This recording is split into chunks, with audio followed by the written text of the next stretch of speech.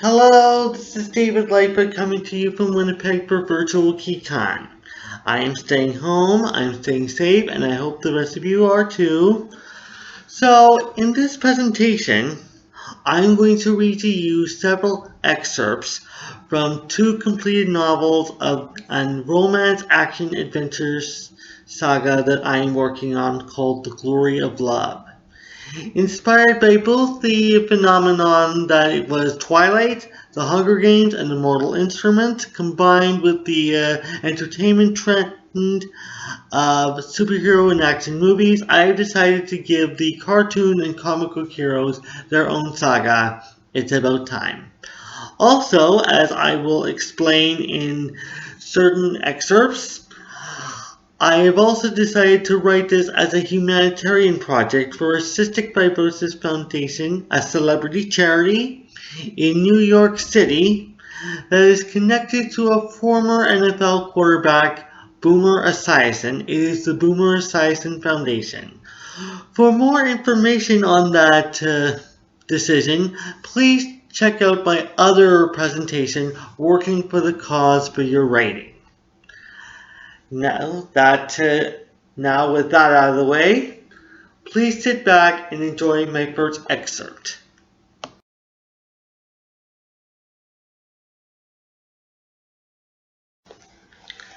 And we're back, and this is the first excerpt from my first completed novel, The Glory of Love. Okay, so basically, this reading introduces the reader to the tropical metropolis of Crystal Isle and the superhuman Marshall Brothers themselves. As someone who lives in an area of North America that gets really cold in the winter, especially mid to late January, I wanted to create a metropolis that can be found in a tropical part of the world. Somewhere where the temperatures are warm, hot, and sunny all year round. It's the perfect getaway for someone who desperately needs an escape from the cold. It's a metropolis that you almost never see in famous comic books such as Batman and Superman, or cartoon hero franchises such as the Teenage Mutant Ninja Turtles and Gargoyles, the former being a loose adaptation of my creation, the superhuman Marshall Brothers. This is actually the first half of the prologue.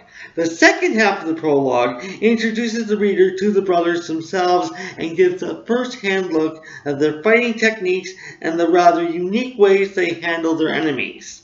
This is the first of many battle scenes that you will see throughout this and my second novel, Lovers in a Dangerous Time, and I've also selected excerpts that detail love stories as well. This is why I am reading the prologue in its entirety. So, this is the prologue itself. Crystal Isle is like no other metropolis in the world. Located entirely on a large island in the tropical Pacific, you can especially dream of spending a cold, barren winter here and still get the same glitz and glamour and excitement of a visit to New York City or Toronto. Among the tall buildings, business districts, and restaurants downtown, and numerous hotels and resorts found both downtown and along the beaches, you will find numerous theaters, large movie houses, department stores, shopping malls, and centers, and stadiums hosting many of the sports teams in all the major leagues. You will be bedazzled by the numerous shopping experiences, sporting, and entertainment events. Many celebrities will fly to the city from anywhere in North America to film a movie and attend a movie premiere with lots of not-so-famous people. This metropolis is home to some of the wealthiest people, where every street in the residence areas have at least one mansion. Yet, unlike New York City and Toronto, you will be treated to warm weather and sunshine the whole year round, no snow or cold temperatures to be seen or felt, although you can expect rain in the late winter and spring months. The beaches are beautiful on Crystal Isle, with warm sand and blue ocean waters seen for miles. Here you will see people worshiping the sun as they turn golden tan, people frolicking in the water and on the sand, playing sports on the beach, kayaking, windsurfing, spending time on luxurious boats, even surfing on big waves for that area of the Pacific Ocean is known for. Many tourists will pay for a room in one of the beach hotels just for a grand view of the ocean, so they could see the beauty of the landscape and the people inhabiting it. Even at the marina, you can find a statue of one of the earlier chiefs of the island, King Tamapawa, before it was called Crystal Isle, when it was nothing more than a remote village surrounded by a large space of uninhabited land. This statue is believed to be taller than the Statue of Liberty, welcoming tourists who come to Crystal Isle by planes and boats. At night, the city lights up like a sparkling, shining crystal. A million rich jewels that would necessitate a treasure chest. You can see lots of colorful lights and neon signs and lit billboards meant to attract the eyes of people driving by in vehicles and riding in transit buses and taxis and sky trains to other island resorts. Yet among all this beauty, Crystal Isle has one of the highest crime rates: theft, mugging, breaking and entering, and other violent acts. Along with the street gangs terrorizing citizens, there are the Kensingtons, a large family involved in organized crime known for recruiting teenagers and young adults with martial arts talent to do their criminal bidding. At the orders of the family patriarch, King Peter. Peter is among the wealthiest men in Crystal Isle, yet all the riches and success are not enough for him. He wants to dominate the metropolis and have everyone living in Crystal Isle worship him and listen to his biddings. He wants all of Crystal Isle to fear him. He wishes to start by taking away all the beauty of the city and replacing it with a crippling fear. And after he conquers Crystal Isle, he has plans for larger things. I dream of ruling the world, he is always telling his 5 sons. One of these days, everything in Crystal Isle will be mine, and there will be nothing and no one to stop me. Not the police, not the military, nobody in authority. Do you boys understand me? I will be the one in authority in Crystal Isle, and even they will have to step aside and let me make the rules. Once I have everything, they will truly call me King Peter. On this day, his 5 sons snicker. Anything you say, father, replies his eldest son, Rancourt. I would love the idea of turning such a beautiful yet industrious city into a madhouse. But really, you shouldn't be doing this all alone. You should have one of us accompanying you to be your second in command. He is eyeing his father rather hintingly. His brothers, nicknamed Clouder, Iron Maid, and twins Firewall and Freezler, all waltz up behind him, looking on at their father, hopeful he will choose one of them. Peter backs them away a bit. Let's not get our hopes up, boys, he says. All of you will help me come up with the best schemes, but I'd like to be the one to carry them out. I devoted my entire life to organized crime and evil, and if there's one thing I've learned from working with crime leaders of the past, it's that the best ones prove themselves invincible. He starts to laugh evilly. Then once he stops, he notices the disappointed and downtrodden faces of his sons. Oh, don't look at me like that, Peter replies. When you've learned all that you can from me, enough to take over this organization, you'll understand what I mean. Especially when you all have children of your own, just so long as you raise them all to be bad. They only have one thing getting in their way. One group of crime-fighting brothers there to stop this crime wave, save Crystal Isle, and keep the peace. They call themselves the Superhuman Martial Brothers. 5 brothers, all practicing all martial arts skills together, with the abilities or weapons all their own to help enhance their training skills and crime-fighting work. Yet they all share the same ability, a considerable amount of superhuman strength. And this superhuman strength proves very useful in their jumping and fighting abilities. Trained in martial arts as children, they have been able to use these abilities to fight crime since becoming teenagers and young adult men. At the King Tamapawa Island International Airport, a family of vacationers, a single father and his 2 teenage sons, are among many who just arrive in Crystal Isle and hurry to the baggage claim for their suitcase and miscellaneous bags. As the carousels start to activate, the younger son, 13 years old, starts looking eagerly for his bags amongst other passengers picking theirs out. He's thinking about the hotel they chose close to the beach with a spectacular view. the comfortable and inviting room booked for them, the heated indoor and outdoor pools, and the fact that it's just a short walk to the beach. He finds one bag belonging to his father, another to his 16-year-old brother, and tries to lift them.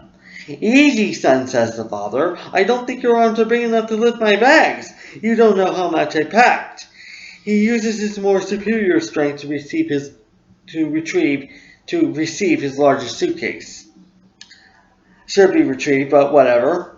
Of course you learned how to pack from Aunts Nancy and Diane," the younger son laughs. "I can still remember how they packed more clothes for you, enough for a month when it's only 2 weeks."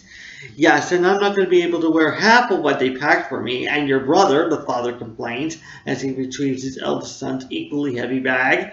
"Can you imagine all the toiletries they packed for me too? I'm surprised they didn't add their women's razors and body lotion. Remind me to have a chat with those two and give them some lessons when we get home." Suddenly they feel a quick rush, like a small gust of wind upon their backs. They stand there, stunned for a few seconds, while other passengers and airport dwellers look on in amazement, worry, and fear. A ninja warrior, dressed in a black bodysuit and headgear cover most of his face, except for the eyes, stands a few inches from them, raising a sharp blade pointed to the back of the father's neck. "Going somewhere, old man?" the warrior asks. The sons dare not move, but the father turns around slowly, looking more fearful. He sees an angry and authorial expression in the warrior's eyes as the blade is now pointed at his throat. He raises his hands as if he is about to be arrested. "Take whatever you want," he says, trying not to stammer. "Just don't hurt me or my boys. We're only on a father-son retreat." The ninja warrior jumps up high above the father's head, landing on him hard enough to send him falling on his stomach. More ninjas like him begin to jump out of various hiding places of the arrival section. They show their weapons: katanas, ninja stars, scythes, nunchucks, quarterstaffs, even metal rods and paddles meant to knock anyone attacked unconscious. This is scaring all the passengers and airport dwellers, and some run to where they can hide, while others go to alert security. Stores and restaurants in that section close their doors in an emergency, while fast food workers all hide behind their counters. Some people even take out their cell phones and mobile devices to contact authorities. Some of the ninjas immediately react, going by each of these people to swipe all the phones away. The ninja warrior takes the lead, then addresses everyone in the arrival section. "Everyone get on your stomachs and get your wallets and jewelry out," he calls. "Don't try anything funny and don't try to be a hero if you don't want to get hurt." The scared people present their requested wares as they are told, the other warriors going around stealing from them. There are about 50 thieves. Meanwhile, one of the tiles of the ceiling is moved to reveal peering eyes of the superhuman Marshall brothers. Leander, the oldest brother and leader of the group, keeps his face hidden as the others do, but knows it's time to get into action. Without looking at his brothers, he quietly declares, "Time to move out, boys. On my go." Leander slowly counts to 3, then quickly jumps from the ceiling. Just moments later, he is followed by 3 of his 4 brothers. Knight Highclear, the second oldest, who can climb and jump incredible heights, jump from high heights, and still land on his feet and make himself invisible to avoid enemy attacks. Surfside, the second youngest, who comes equipped with his metal surfboard that he uses for both surfing and as a fighting weapon. And Arrowman, the youngest. Skilled at archery, he immediately prepares his bow and arrow to help his brothers in battle. The ninja warriors are unafraid and prepare both their weapons and ninjutsu and karate moves. The superhuman martial brothers also prepare themselves, their own skills in ninjutsu, karate, and many other martial arts disciplines. Some warriors throw ninja stars at Leander, and he takes out some of his own stars and hurl them like they're boomerangs. The stars catch on the warriors' suits, pinning them to the walls. He calls to all the bystanders, "Everyone clear the area, go to somewhere safe." The people all flee from arrivals to other areas of the airport, some of them screaming in fear. As there are many people, Leander finds himself helping to escort them out, while his brothers continue fighting their enemies. Highclear quickly makes himself invisible. He is able to see who is targeting him. The warriors with katanas in size and stars begin to hurl and swipe their weapons at him, but they can't get to him, and Highclere escapes unhurt. Meanwhile, he is able to push through all the warriors in his way, and they fall like dominoes. He manages to find a square pillar in the middle of the arrival section and runs to it and climbs all the way up to the ceiling, grabbing at it. When he's at the top, he makes himself visible again and looks at all the warriors crowded around the pillar. Stand still and look pretty, he advises them. He lets go of the ceiling and lands on top of 6 of the warriors, all of whom immediately are injured. They are so injured they can't get up. He makes himself invisible a second time and works on the warriors still standing. They are surprised to be on the receiving end of punches, being kicked down and tripped. It's as if they're all voodoo dolls and Highclere is hitting them, flicking their legs and making them fall. Meanwhile, Surfside is hitting other warriors in their faces with his surfboard while demonstrating ninja kicks on others still. Arrowman is shooting arrows all over the arrival section, but the ninja warriors are quickly ducking out of the way. He is frustrated that his archery skills aren't working, so he prepares a pair of nunchucks he has along as backup. Using them along with judo and karate moves, he is knocking warriors unconscious, throwing them upon their backs and stomachs. He brings his feet up high enough to kick them in their heads, hard enough for them to go down. When he sees a ninja warrior trying to get up, he kicks him in his head to make sure he stays down. That's what you get when you don't appreciate my Robin Hood act, he says. Leander soon returns with a pole he uses as a quarterstaff on the last of the warriors who are still fighting them. After several minutes of fighting, all the warriors are down and defeated. The brothers leave and return after several minutes with some rope, ready to tie them up so they won't move. Leander and Highclere do all the tying up. With their quick movements, it only takes a few minutes. Surfside and Arrowman are busy collecting all the wallets and jewelry their enemies attempted to steal. When they're done, Surfside and Arrowman go to the frightened passengers and say, "Ladies and gentlemen, here are your wares. Please feel free to pick them up as you head back to arrivals." The people are relieved and happy to get their money and belongings back, and they thank the younger brothers. Meanwhile, Leander goes to get all the security officers and airport police and says, "The criminals are ready to be picked up. You may want to get the city police involved." The officers nod and Leander leads them to the arrivals. The brothers begin to leave as the arrests are being made.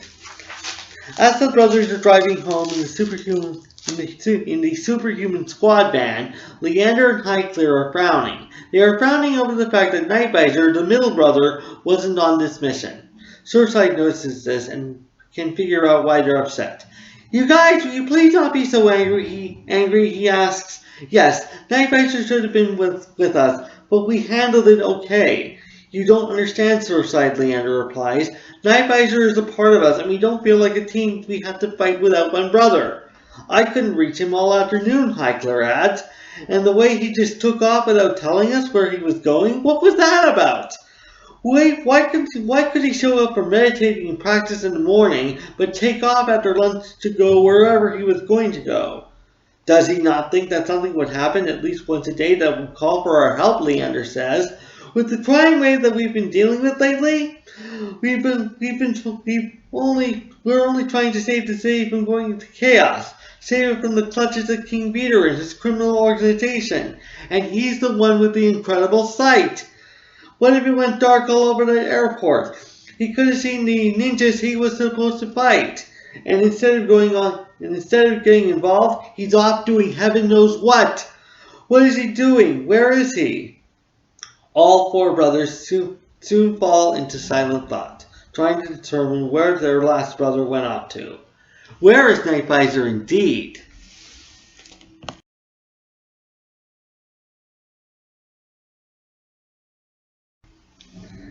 Hello, and this is our second reading from The Glory of Love from Chapter 3. This scene is where Nightvisor, the superhuman martial brother who serves as the main protagonist, shows his rather obsessive infatuation with a young lady named Natalie MacDonnell, who has never seen him as more than just a friend. Here, the superhuman martial brothers, along with their mentor and uncle, a sensei named Master Abraham, Our guests at Natalie's engagement party. Earlier in the chapter, the brothers confront another set of brothers who serve as their main nemesis. You know about them in the prologue. In the prologue, they're the Kensingtons. But the Kensington brothers are there to find girlfriends of their own, ironically. Nightvisor, however, thinks more about Natalie and is upset because the one he truly wants to marry seems determined to marry another man arranged for her by her parents, Billy Wineland. Meanwhile, Jordan Butler, a socialite from another metropolis called Liberty City, has fallen in love with Nightvisor and is determined to make Nightvisor overcome his strong feelings for Natalie. Among the guests are Jennifer Maitland and Colleen Frankel. Two college-age girls who regularly admire Nightvisor, but he doesn't see them as his girlfriends because of his obsession with Natalie. This first book in the saga is loosely based upon and inspired by Margaret Mitchell's Gone with the Wind. This scene parallels the scene from that novel where Scarlett O'Hara gets Ashley Wilkes in private to confess her true feelings for him and wants him to do the same, but Ashley tells Scarlett that they could never be happy together, and he intends to marry his cousin, Melanie Hamilton. It's the same way that Nightvisor is with Natalie. Also noted is the scene where Nightvisor slaps Natalie hard across the face for stinging his pride. This may be shocking and controversial to some readers, and you might take this the wrong way, but it's exactly the same way that Scarlett slaps Ashley in the 6th chapter of the original source novel. Nightvisor pays no attention to the confrontation, nor does he get involved. He's too distracted by Natalie, looking for her amongst the crowd with his eyes. He manages to find her long blonde hair when she steps to the front of the crowd. She looks so radiant. Shortly after Iron Maid leaves, Nightvisor approaches Natalie and says in a concerned whisper, "Natalie, I must speak to you." He takes her out of the ballroom, upstairs into the billiards room where they see no one. "Natalie, I brought you here because I realize that it's now or never," he says. He takes her soft hand into his strong hand, trying to be gentle. He finds himself holding her hand with both of his. "Nightvisor, you need to stop this," he says. "You've been after me since we were children, and all this time I've been telling you." Nightvisor is astonished, looking upset, but trying to contain himself. "Natalie, I love you," he says in an almost whispering level. "You don't understand this, but I do love you. From the first time I saw you, I knew I could never love anyone else. Every time I look at you from afar, I want to get closer so I could look into your eyes." He moves his head closer. "Just like right now. When I look into those eyes, all I see is beauty. All I see is heaven. Oh, Natalie, all I dream about is a place in heaven where the two of us can reside forever." "You only love me because I'm radiantly beautiful," Natalie replies. "Yet there are tons of other beautiful girls that Crystal Isle is known for. You act as if I'm the only one. But there's Jennifer and Colleen." Let Jennifer and Colleen and the others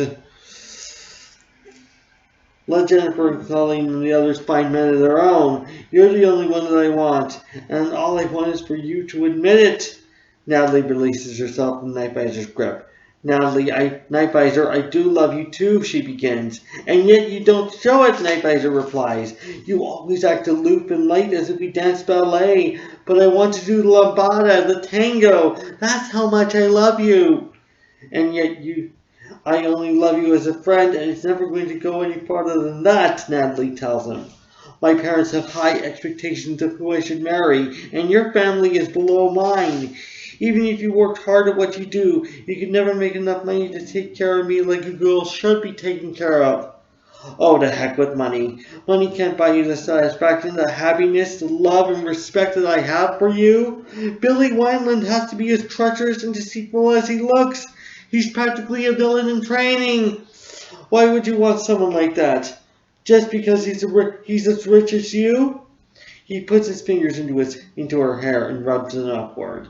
"Every time I go out to fight the Kensington and other criminals sweeping through Crystal Isle, I think of you, how I'm making the city and the world safer for you. I work and I fight to prove myself to you and your family, and yet you and your parents are so blind to it. Why can't you see it? Why can't you see the things I'm willing to I'm willing to do to make myself the one for you. Night Visor, you'll never be the one for me. You say you can make me happy, but you know it's not true. She can see how desperate he's getting and tries to fight to keep her strength. You'll eventually get tired of my complaints of your small paychecks, my taste in fancy jewelry and other things, my mother's upper crust mannerisms. You would think my parents were phonies. Then why does it have to be Billy Wineland? What does he have that I could never have? You and your brothers may think he's villainous and evil, but you don't know him like my family and I do. Not only does he have the means to support me like a husband should, but he and I were promised to each other as teenagers. Mom is convinced that our marriage will end the rivalry my father has been having with his for years. And you think you'll be better than Romeo and Juliet ever were. Is that it? Billy Wineland could never have the goodness, the heart, the strength, the love you need to be protected. Natalie looks shocked, like she can't believe what Night Visor is saying. Protected? She repeats. What kind of girl do you take me for? I may be young and a little naive, but I have never been a damsel in distress. Every girl as beautiful as you needs a man to love and protect her, Night Visor replies, growing more desperate, close to crying. Don't you dare deny it, and yet you're going to throw that over to devote your life to a rich monster who will never mean anything to you? All you'll have is money, money, money, and it'll change you into something not even your friends will recognize. And when you have children, you'll likely raise them to be snobby and better than everyone, thinking that business is their only future. Night Visor, face it, she begs, close to crying as well. You and I are never destined to be, and I have only loved you as a friend. That was my resolve when I first met you and found out who you were. And yet you listened to all your high school girlfriends who told you you'd be the perfect match for me, Night Visor says, his voice growing louder. Your friends who said that you and I would be the lucky ones. I never believed anyone who told me we'd be the lucky ones. I told them they were lying. Night Visor starts to reply, but Natalie stops them. And despite what you say, I have never chased you. I have never led you on. I have never hinted anything that suggested I wanted you romantically. I knew that taking it to the next level would ruin the relationship we had. You were the one running after me because you thought I was the most beautiful girl in Crystal Isle, and you thought that you could have me. But Mom and Dad's influence told me I could do better for a future husband, and that's why I never reacted to those strong feelings. We're never going to be like lovers are, and it's time you finally understood that. I'm going to marry Billy Wineland, and that's all there is to it. Night Visor's despair turns to anger. So this is how you feel about me, he yells. The one who spent 17 years of his life telling you how I felt for you? And this is the thanks that I get. I spent most of my life loving you, and all this time you couldn't let me know that you don't love me. Instead, you play with my heart and lead me on in guessing game. You're nothing but a pretty-looking, deceitful lowlife, and I'll hate you until the day you die. As he finishes up his rant, Night Visor brings up one hand to slap Natalie across the face. His pride has been stung, his heart ripped out of him. Without a word or reaction, Natalie rubs her slapped cheek and leaves the room, closing the door behind her, leaving Night Visor alone with his anger and frustration. Just a few feet away from him, Night Visor spots a leather chair the one would sit in to read a book. A stained glass lamp resting on an end table beside it.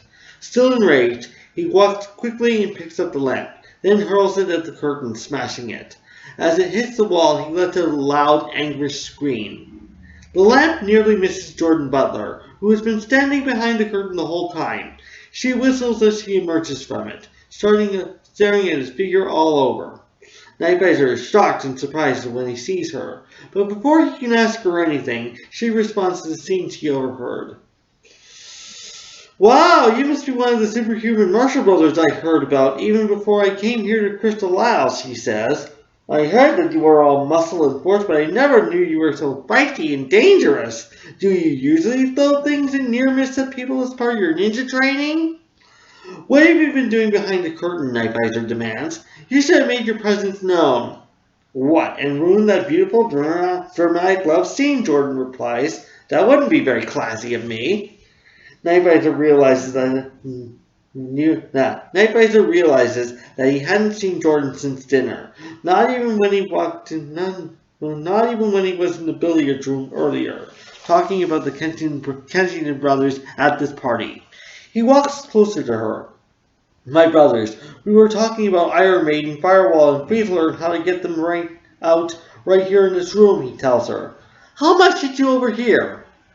Nothing that was of any interest to me, and certainly nothing that was my business, she answers. In fact, as soon as one of your brothers started talking, I tuned myself out, playing all kinds of hit music in my head. I decided to make myself invisible since I was sure nobody could see my feet sticking out from under this thing.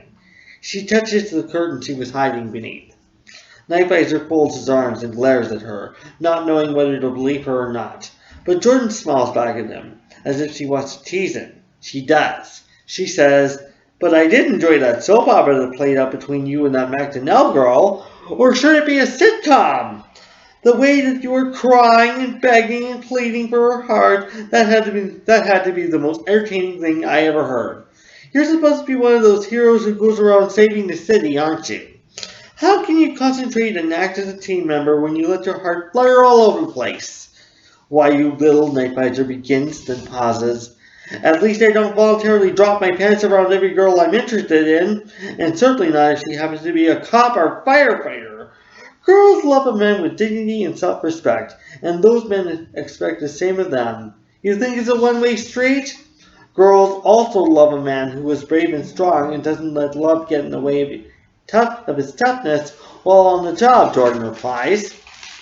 Then how do you expect a man to be successful in love in the first place, Nightvisor calls back. He is embarrassed that his masculinity and heroism is being questioned. Even more disgusted, he turns away from her. Forget it. Just forget I ever asked you that. I have better things to do with my life than spend it with a gold-digging tramp. You probably also questioned my sensei's martial arts studio and the money he and my brothers and I make with our talents. I knew it. You only want me for my body, don't you? You disgust me, Jordan Butler. As he starts to leave, Surfside pokes his head into the billiards room. Nightvisor, he calls. Natalie's getting ready to be engaged. Everyone's gathering into the living room. Come out, this is going to be the highlight of the party. And afterwards, there's going to be more dancing. Slowly, Nightvisor leaves the billiards room, though Jordan stays behind. Surfside takes his arm and leads him into the living room. This room is crowded, with people standing even in the front hall and the adjoining small dining areas. Nearly everyone who can drink has a glass of champagne, Master Abraham, Leander, and Highclere included. Nightvisor doesn't know whether to look helpless and watch his love slip away, or turn to avoid being pained. But Mrs. MacDonnell soon clinks her glass to get everyone's attention. After her introduction announcement, Billy Wineland gets down on his left knee, taking a small box from his pants pocket. He presents a small engagement ring with a 10-carat diamond to her. Natalie pretends to be surprised. With a look of sincerity, he gives a rather short speech. Natalie, from the day our fathers got together and introduced us to each other, I knew you were the one I wanted to spend the rest of my life with. No one in Crystal Isle is as beautiful as you, and I feel like the luckiest man in the world tonight. This is more than just a business merger for our families.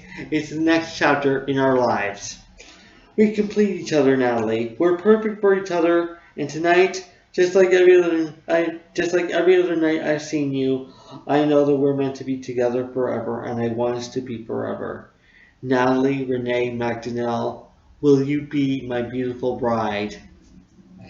Natalie takes his hand and responds, I accept the proposal. She looks over at her beaming proud mother, who is raising her glass. Nightvisor turns away as Billy puts the ring on her finger. He starts to leave for the ballroom as everyone raises their glass in a toast.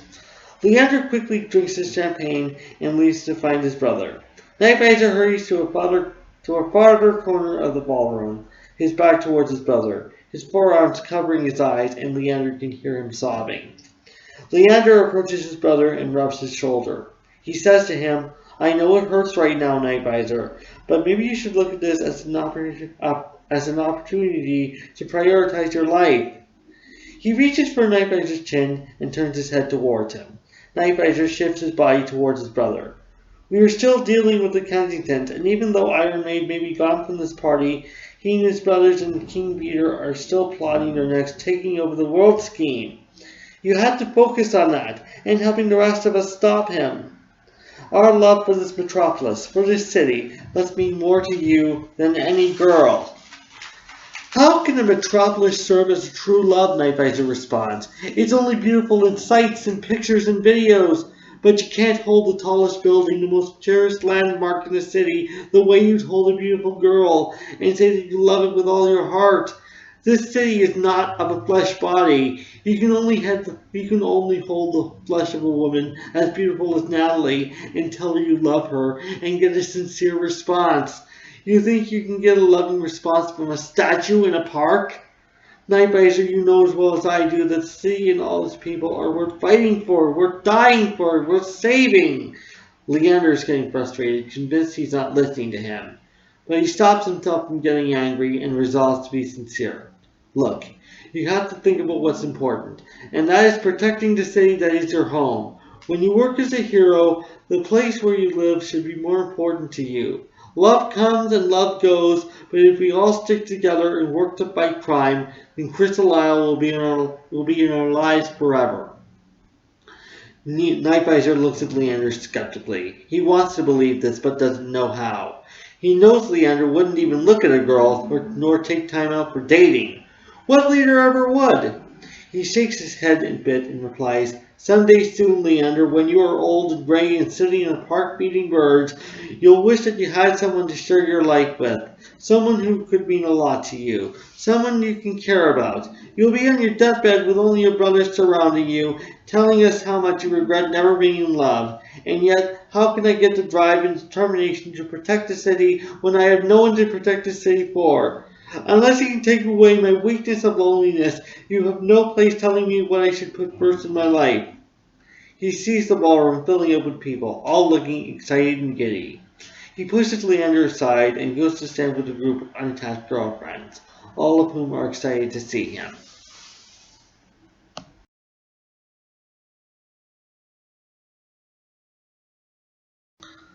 Hi everyone, and we are on the third reading of The Glory of Love. This is from chapter 5 of the novel. Okay, so as mentioned when introducing the prologue, this is one of many battle scenes you will read in The Glory of Love. This actually takes place during a surfing competition that Nightvisor's brother Surfside is taking part in. Here, the Kensington family has come up with a scheme where they lure Crystal Isle's most vulnerable and innocent citizens into a ninja army to steal from them and do the family's other biddings. Nightvisor, who is still not interested in Jordan, is dating Billy Wineland's sister Stacy at this point. Natalie MacDonnell and Jennifer Maitland also attend with their respective younger sisters, Laura and Amanda. And Surfside has already started a romance of his own with a journalism student, Valerie Lombard.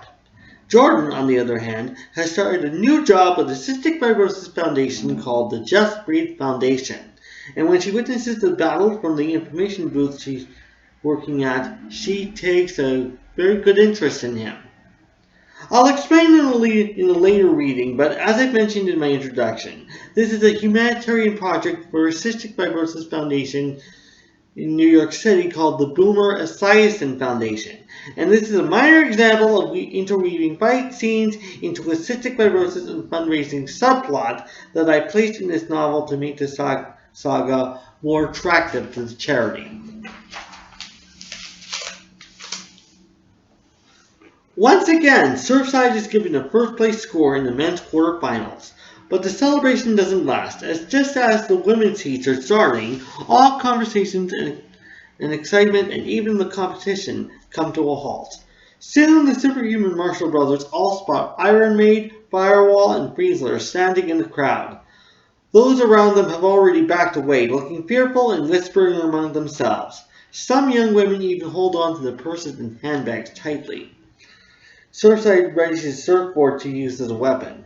The other brothers, not having brought any weapons, get their hands and fists into fighting mode. You again, he cries. Listen, boys, if you think you're here to pick some pockets, you can just think again. Get off it, will you? Firewall responds. We're here to check out the ladies here and see which ones will take interest in us. Jennifer, Amanda, and Laura step back as far away from them as possible. Valerie and Stacy hold on to Surfside and Nightvisor rather tightly. And we got here just in time to see the women surf, Friesler adds. I'll bet they all look good in their wetsuits. He notices the brothers' skeptical looks, still in their prepare-to-fight positions. Trust me, boys, with all these girls in bikinis and two-pieces, where are we going to find pockets to pick? Iron Maid glares at Friesler and gives him a quick swat in the head. He says, Don't you know anything about women? They have purses to keep their wallets and carry money in handbags. Look around you, little brother. He looks over at the superhuman Marshall brothers. But yes, we came here in a good mood, so we're here to pick up phone numbers, not money. We don't believe you, Leander declares. You have 5 minutes to get out of here before we break out into battle. Firewall and Friesler get offended and they charge after the good guys, much to Iron Maid's horror. The good brothers get hit a few times and they fight back against them. Surfside is the only one using his weapon.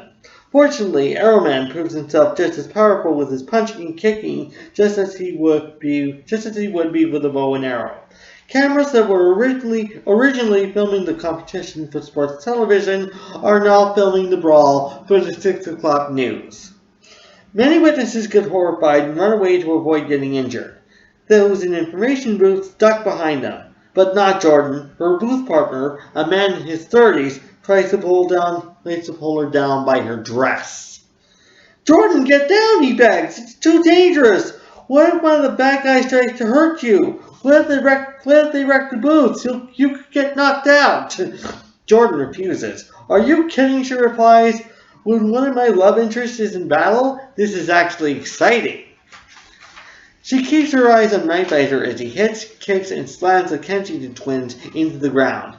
She does find his battle actions exciting, as he is showing off his heroics to her. While the fight is going on, however, Iron Maid is actually trying to stop it, trying to pull Firewall and Friesler away from the superhuman Marshall brothers. But they never listen to him. After about 5 minutes, security comes in to break up the fight. Iron Maid walks away in humiliation and disgust as Leander explains that the Kensingtons were the ones who initiated and even provoked the fight. The twins are immediately escorted off the beach, and another security guard leaves to talk to the concerned judges. Several minutes later, the other guard comes back and has a warning for Surfside.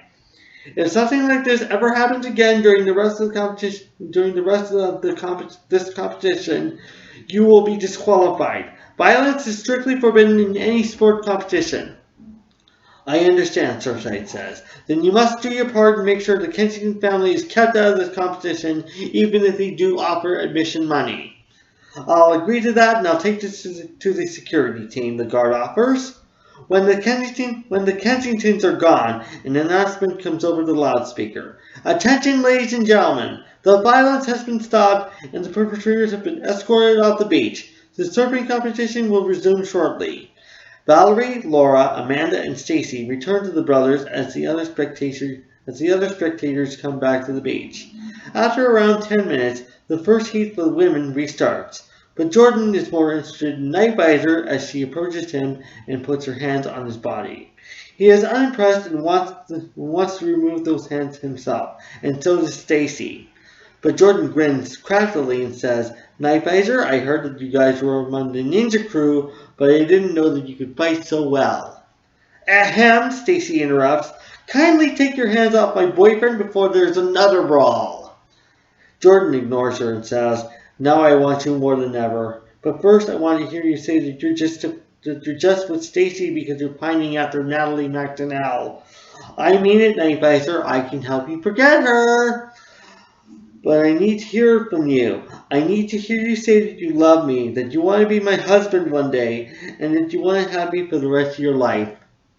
Nightvisor grins craftily back at her. He responds, That's something you'll never hear from me for as long as you live, Jordan Butler.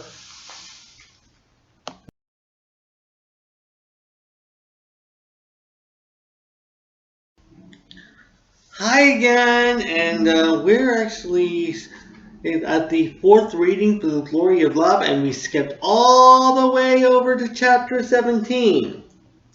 So, this is one of the major battle scenes that I've selected for this presentation. It's New Year's Eve and much of Crystal Isle is in Honolulu Square for the lighting of the palm tree, which is very similar to the famous ball drop in Times Square in New York City, including the superhuman Marshall Brothers and their dates. Jordan Butler also shows up to meet them.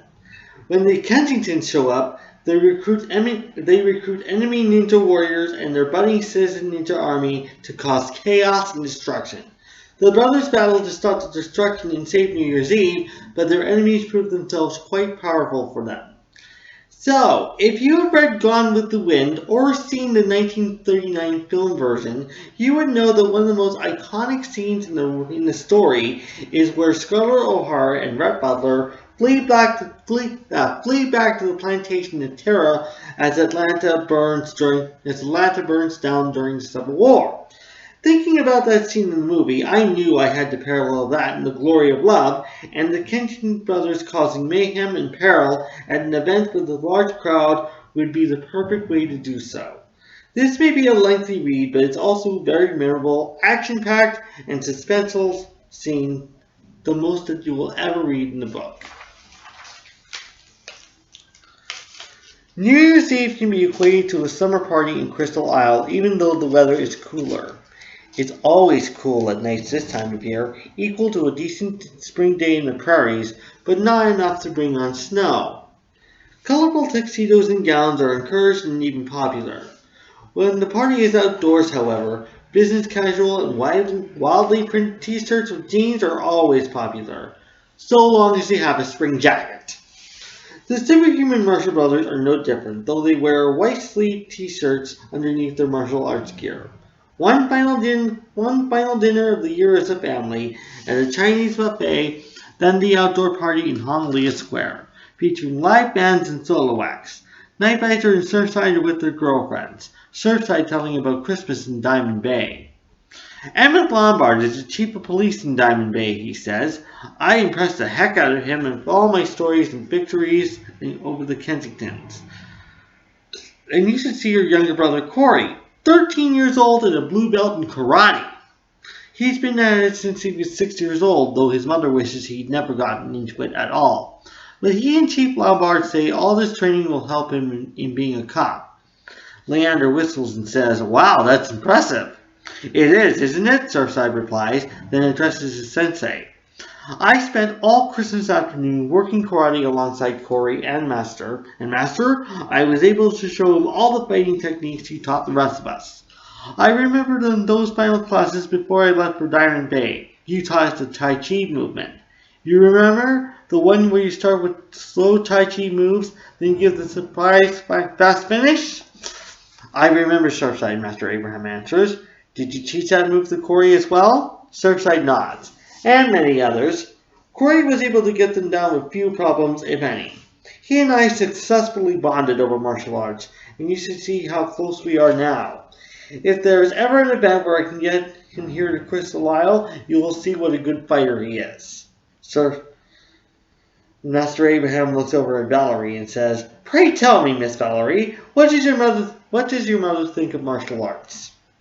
"She preached about how there's too much fighting in the world," Valerie replies, as she consumes some fried rice. "She's upset because she wants to teach Corey that violence isn't the way to solve problems, and she's disappointed that nobody does that by just talking anymore." To which I replied that you don't get to the Kensingtons by just talking and talking and talking some more, Surfside adds. "They're too sinister to listen to mere words. To get points across to them, we good guys need to get in there and kick some tail." Master Abraham takes Valerie's hand. "Believe me, child, a world without the need for fighting is something my nephews and I are working towards," he says. "Taking the Kensington family down is a goal we must achieve. Only when we do that will we start to get the peaceful world that your mother desires." At 7 o'clock, Jennifer, Valerie, and the superhuman Marshall brothers arrive at Honglia Square. There are over 100,000 people lining the streets this night, coming from Crystal Isle and other parts of the world. The celebration is very much like you would see in Times Square in New York City, only instead of a ball drop, there is the lighting of the palm tree. 60 rectangular cylinders form the base of the tree and light up from the bottom to the top. The new year arriving when the palm leaves light up, setting off fireworks.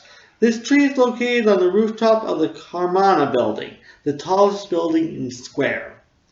We need to be on guard, maybe ask security if we can help out, Leander says as he looks around the crowd. I have this very bad feeling that their army will strike here. This will be the perfect time and place for them to take full advantage. I think you three can handle guard duties, Jennifer says, holding Night Visor. Night Visor takes out his communicator and she winks. If there's trouble, I think you know how to reach Night Visor and Surfside. Leander has been carrying a trunk around. He opens it to reveal all the ninja weapons they packed. Valerie is shocked and says, "How did you manage to get that past security?" He glares at her as if it's a stupid question and she didn't have to ask it. I told security that we were ninja and we especially need to be on the lookout for the Kensington family and their clan. Like, all you need to do is mention the Kensingtons and the authorities are convinced, Valerie inquires. Laura and Amanda never told me they were that bad. Night Visor turns around just to notice Amanda approaching them. Speaking of which, he begins. Valerie notices her too, waving to both couples, and they all go to say hello. Happy New Year, everyone, Amanda says. I'm just so excited for this night. The palm tree is so beautiful when they light it up on television. This is my first time seeing it in person. I want to see how it looks while standing in Honglia Square. I just hope they have more than green lights for the palm tree, Jennifer says. It's so boring. Last year it started out as green, but then flashed to yellow and orange and red, all the way through the rainbow. I heard on the news that this year's palm tree leaves have red, blue, and purple on each leaf, and when it lights up, all three colors are going to flow together, Valerie says. It's a little hard to explain, but it's supposed to look like something psychedelic, like something from the 60s. You mean like a lava lamp? Amanda asks. That would be so picturesque. She prepares her camera phone, focusing on the palm tree leaves. The musical entertainment consists of artists who have had lots of success over the year. Pop stars Melissa Balin and Capri Rose are performing first on live television, having had the most success in the year. Melissa Balin is singing Hero for My Heart, which was a hit that March going into April. Jennifer is smitten and swooning, turning to Night Visor. This has been our song, Night Visor, she says, to show you how serious I've always been about you. Every time this came on my radio, in my home, in my car, I always turned it up and listened carefully, and thought of you. Even when you were studying for tests and finals, Night Visor wonders. She laughs. No, my mother insisted on classical and moderate volumes when I was plowing through my notes. Only at those other times did I listen to it. She starts to sway her hips, bumping into Night Visor. She longs to dance with him, but it's too crowded, no room to dance in partners. After Melissa Phelan, Capri Rose is on stage. She sings her first hit of the year, one of two summer hits, Shirtless. Everyone except Jennifer, Amanda, Valerie, and the superhuman Marshall brothers are dancing and cheering at this song, and they're not impressed with the shirtless backup dancers doing some sort of faux voguing. What gay club did she raid to get these dancers, Valerie comments. They all look like plastic dolls with body makeup and glitter, and what's with those white and silver pants? They look like stripper, Elvis impersonator, rejects, I don't know. It looks nothing like the music video, Amanda adds. Those guys were way hotter. I agree, calls a voice behind them. I've seen straighter guys in dance moves at Inferno Blue. They all turn to see Jordan coming to join them. Night Visor and Jennifer glare at him having told her how she tried to take him at the Christmas party. Night Rider says, "Oh, Jordan, I wish you could get the hint. I'm here with Jennifer, and she's going to get the midnight kiss this year. Why don't you find a man of your own?" "Please, that's not why I'm here," Jordan replies. "I just want you to know that I'll be flying back to Liberty City on the 5th of January for my assault trial and my divorce trial. I'm probably not going to be back until the 26th. "So you're not going to make the summer and winter bash?" Jennifer says. "Jen, I wish I could, but the assault trial is expected to go until the day before the event," Jordan tells her. "I told Caroline Massey that Friday and showed her the papers. She completely understands, knowing I had to finalize my divorce first and foremost." She looks around Honolulu Square, taking in the sights and buildings, the restaurants, stores, and theaters.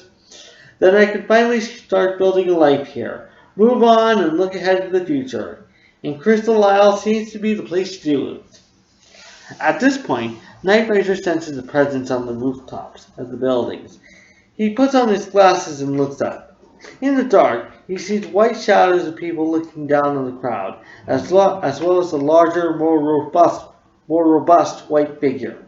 He knows the latter figure is likely Iron Maid. "Hold that thought," he says, and whispers to Surfside. Both take out their communicators and alert their brothers. "Get ready to fight," Night Rider says. "The Kensingtons are ready to give us a New Year's we won't forget." "Got it," Leander says, and alerts the security guards who are near him, saying, "They're about to jump from the roofs any minute now." Meanwhile, the Kensington brothers are on top of the various buildings in the square with a considerably larger group of their ninja army and the ninja warriors at their disposal. Firewall and Friezler are together on the roof of the Paradise Theater.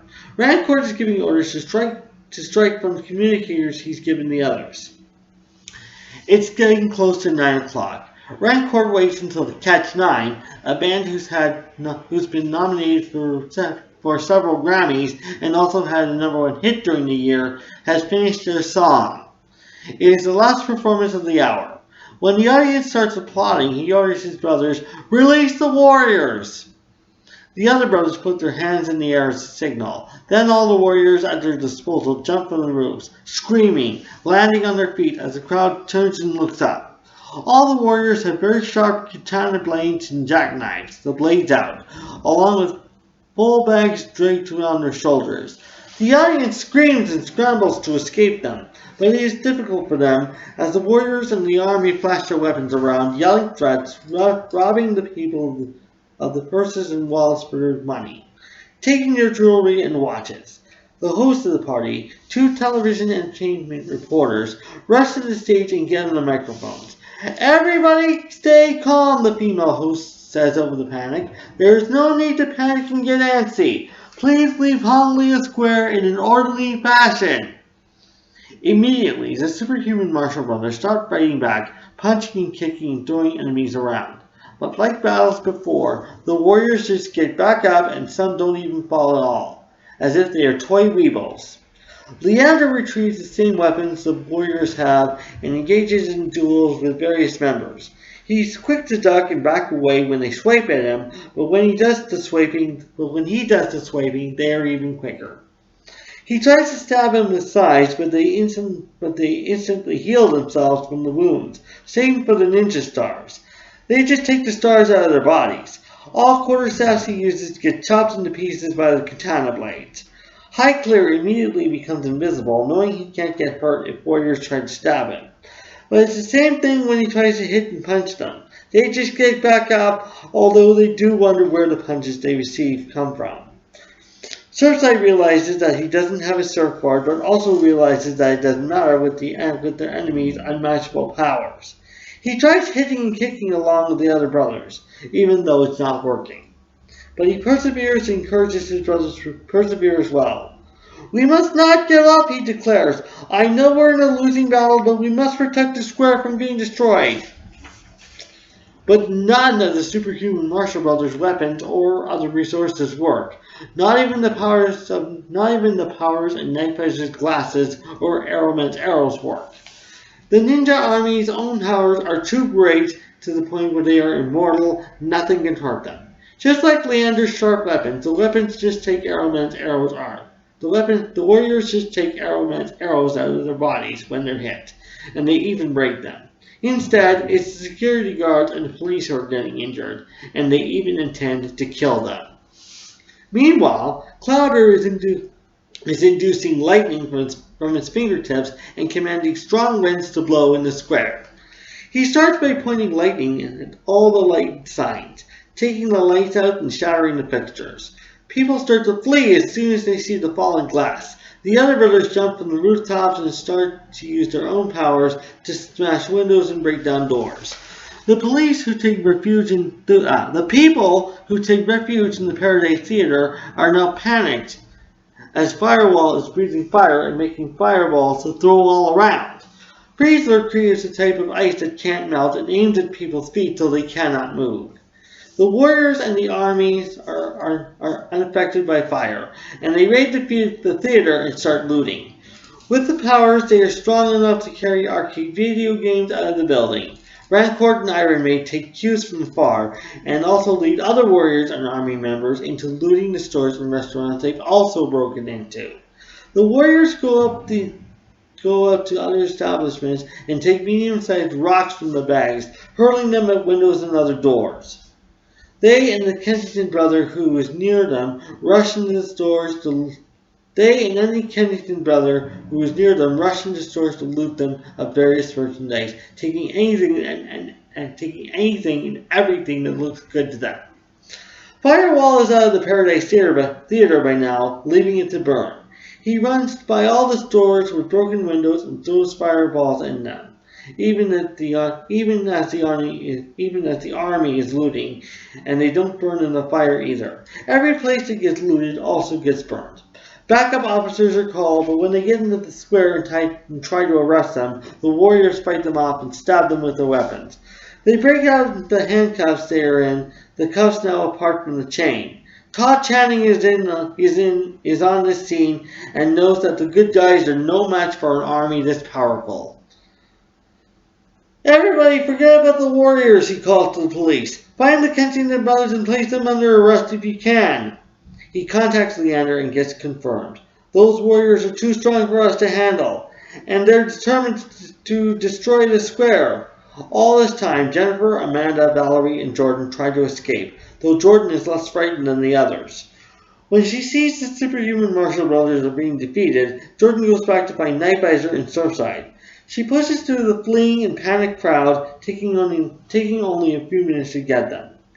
You can't leave us girls to fend for ourselves, she tells them. Come escort us out of the square to safety. She takes their hands and leads them to the other girls. Meanwhile, in the roar of the wind, Clouder has his eye on a lighting palm tree. The trunk of the tree is flashing and blinking lights in yellow patterns, yellow lights meant to count up in the final seconds to midnight. He puts his fingers in the direction of the tree, aiming first for the palm leaves. He commands both the wind and the lightning to go in that direction he's facing. The wind is so strong enough to blow the leaves out of the tree one by one, falling into the streets of the square, glass smashing. Nightvisor, Surfside, and Jordan witness this, and they rush to catch up to the other girls. Once all the palm leaves are smashed, Clouder commands the winds to blow all around the tree trunk, and it's still strong enough to blow the lights off their supports, falling one by one. When they smash to the ground, they are still flashing and blinking, causing sparks to form. People are fleeing out of the way to avoid getting struck and burned. Jordan is horrified at this, and she leads the way out of the square, Nightvisor and Surfside in front of their girlfriends and Amanda Maitland, past the broken, burning businesses. Man, I can't believe the Kensingtons have come up this strong, Nightvisor says. They must have really been preparing the army for this battle. And they're making sure they're winning, Surfside adds. They must have injected some sort of powerful drug into them. This along with Rancourt's magic. It's as if they're all indestructible robots. Jordan looks all around at the destruction and mayhem. Take in these sights, everyone, she says. This will go down as the most tragic New Year's Eve the world has ever seen. This is definitely something you'll remember for your grandchildren the night you witnessed the falling of Honley Square. And what's worse, our fighting skills and weapons are useless, Surfside says. But we must keep trying and take back this part of the city. He looks around at all the girls. Just as soon as we get you to safety. It takes half an hour to escape Homlia Square on foot. And when Nightvisor and Surfside get their girls out, they reunite with their brothers. They know they can't defeat the army, so the Leander now has a plan to take the Kensingtons themselves down. Highclere has made himself visible, and when he locates Clowder, he jumps to where his opponent is and starts punching and ninja kicking him out.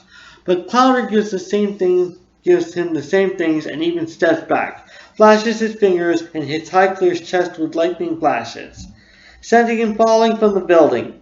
Highclere jumps back up and hits Clowder hard enough to make him fall, but not necessarily off the roof. He steps on his chest before he can get back up, and not getting off until he surrenders. The superhuman Marshall Brothers have it worse on the ground. Every time they attack the Kensingtons retaliate with their powers. Iron Maid even picks up one brother at a time and throws him alongside the street, crashing into police officers and other escapees, sending them falling. Todd arrives and helps them up. He has them help escort the rest of the crowd. He has them help escort the rest of the crowd out of the square until it's completely deserted of civilians and partygoers. Luckily, some of the stronger and tougher officers are able to take down the Kensingtons, though it has to take 2 or 3 officers for each brother, and Iron Maid has to be controlled by 5 officers. By 11 o'clock, the firefighters have put out all the fires to keep from spreading to other parts of the city. The superhuman Marshall Brothers look around to see the square is completely ruined, especially the New Year's Eve palm tree. It is estimated that more than 250 lives are lost, including 20 Crystal Isle police officers, and more than double that amount are injured. Nightvisor and Surfside rush out of the square to find Jennifer and Valerie in the crowds of people in refuge.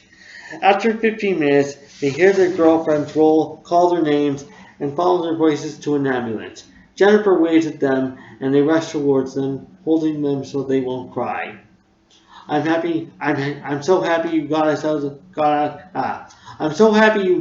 of there safe, Jennifer whispers. Jennifer, anything to protect her life, Nightvisor replies. As Surfside is holding Valerie, he whispers in her ear. I'm sorry your first New Year's Eve in Crystal Isle has to go this way. Don't worry, she replies. I've been here for the lighting of the palm tree before. The city just has a year to build a new tree with 60 lights. He takes her into the square to survey the damage, and she is surprised and dismayed. On second thoughts, maybe next year's lighting will have to be moved or cancelled. They're never going to clean this up in time. She goes around the square to take pictures of the damage, including the palm tree. She's now thinking of submitting these to the news, taking off to find reporters.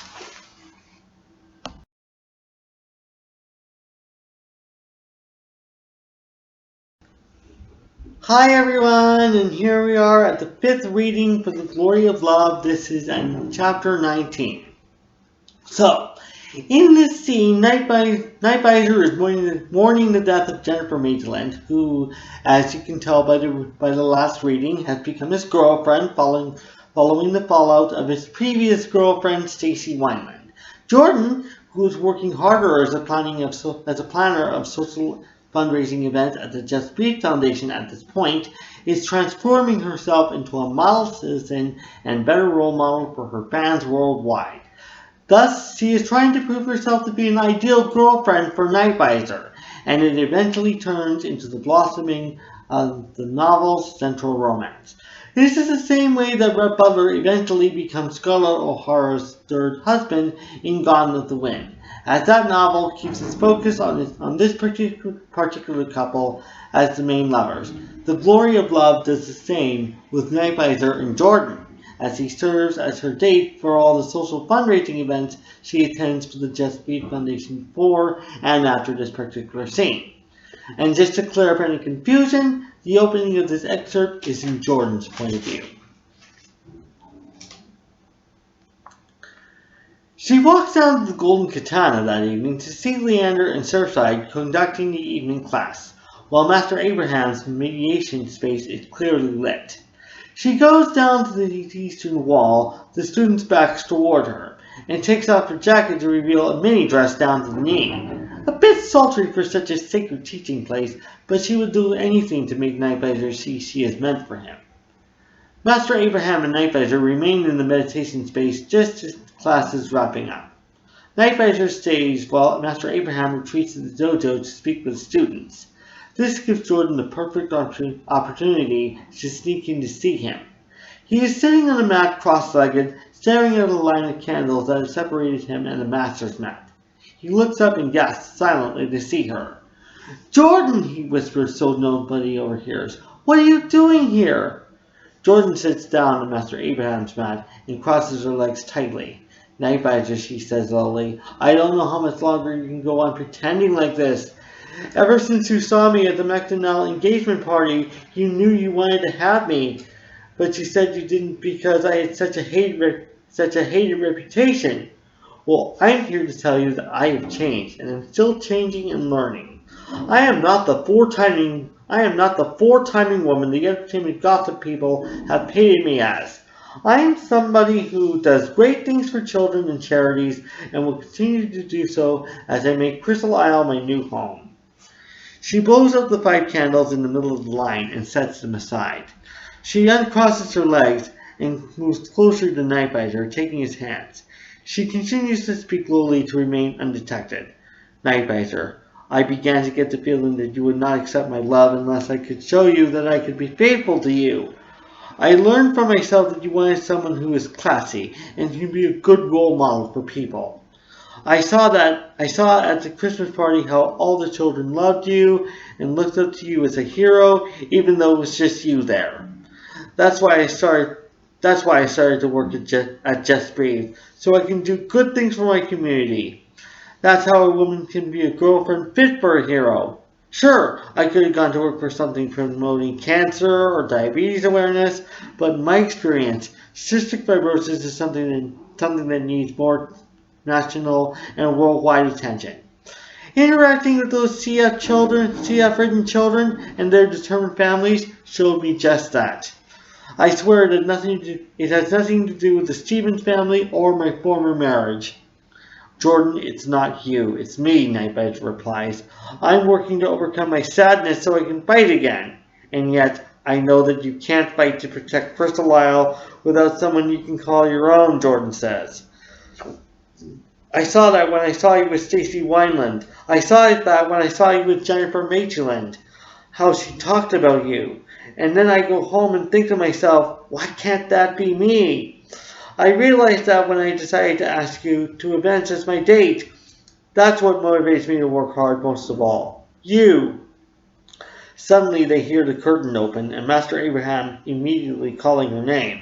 She and Nightblazer look straight at him, noticing his disapproving look. "Miss Jordan, how long have you been in the studio?" Master Abraham demands. "How did you manage to get past Leander and Surfside in that scandalous outfit without them detecting you?" Jordan looks down at her dress. "This?" she asks. "Come on, Master Abraham, this is tame compared to some of the stuff that made me a fashion victim in the tabloids. And what manners do you have to take my mat uninvited during a private meditating session?" he keeps demanding. "I am trying to help my nephew overcome lost love so he can fight alongside his brothers and work to be part of the family." She stands up to face the master. "Master, I am just as important to Nightblazer as Jennifer and Stacy were, and I am ready to prove it." She stands Nightblazer up, and when she sees the dojo clear of students, only his brothers closing up in the night, takes him from the living quarters behind their backs. Takes him to the living quarters behind their backs. Master Abraham runs out after them, looking shocked, but not saying anything. When they get to the living room, she sits Nightblazer down on the sofa for a private session of her own, throwing herself down next to him. Nightvisor, I know you think I'm coming on too strong, Jordan says. I know you think that it's wrong to put yourself out there so soon after losing a love, even though you're officially on the market now. But I want you to know that I've always had your heart, and that I can truly be, the but I want you to know that I've always had your heart, and that I truly can be the real love you need to help you fight and protect Crystal Isle. Because I want to make this my home, just as it is yours. I want the two of us to make a home and future together. There's more than one way to overcome lost love, and I'm here tonight to show you those other ways. Perhaps a kiss from someone who is truly the love of your life, not just a rebound woman or meaningless fling, can be just a start. She immediately moves in towards him and presses her lips to his.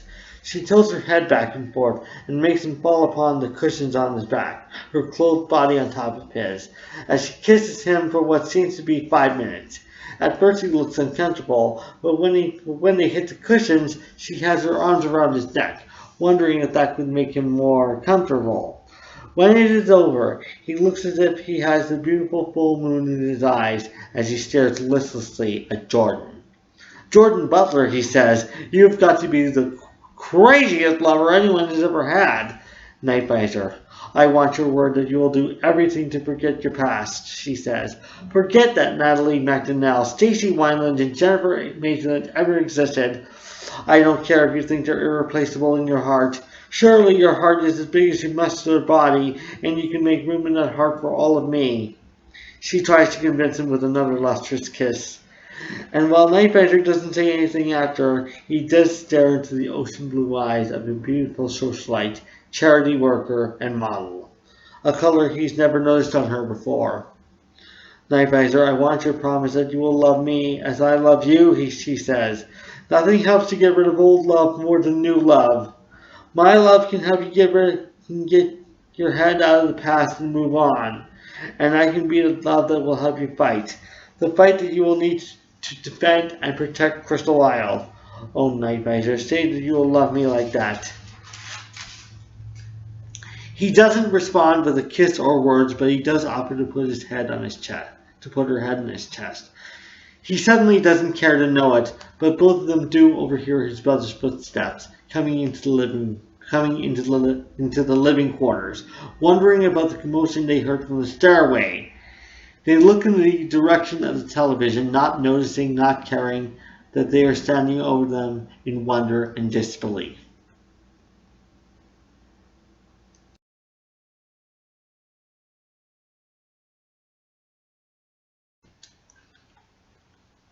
And we're back, and we're on the sixth reading of The Glory of Love. This is from chapter 26. In this excerpt, Jordan becomes increasingly occupied with her work at the Just Read Foundation, and Nightvisor starts to feel as if he's coming in second place. He makes his feelings known to Jordan, but Jordan becomes defensive and feels resentful, feeling as if he's telling her to give up her work to focus on her. The reader sees just how loneliness serves as a weakness for Nightvisor, and how desperately he needs it to function as a hero, as he takes Jordan away from her work for a romantic yet somehow casual romp in the sheets.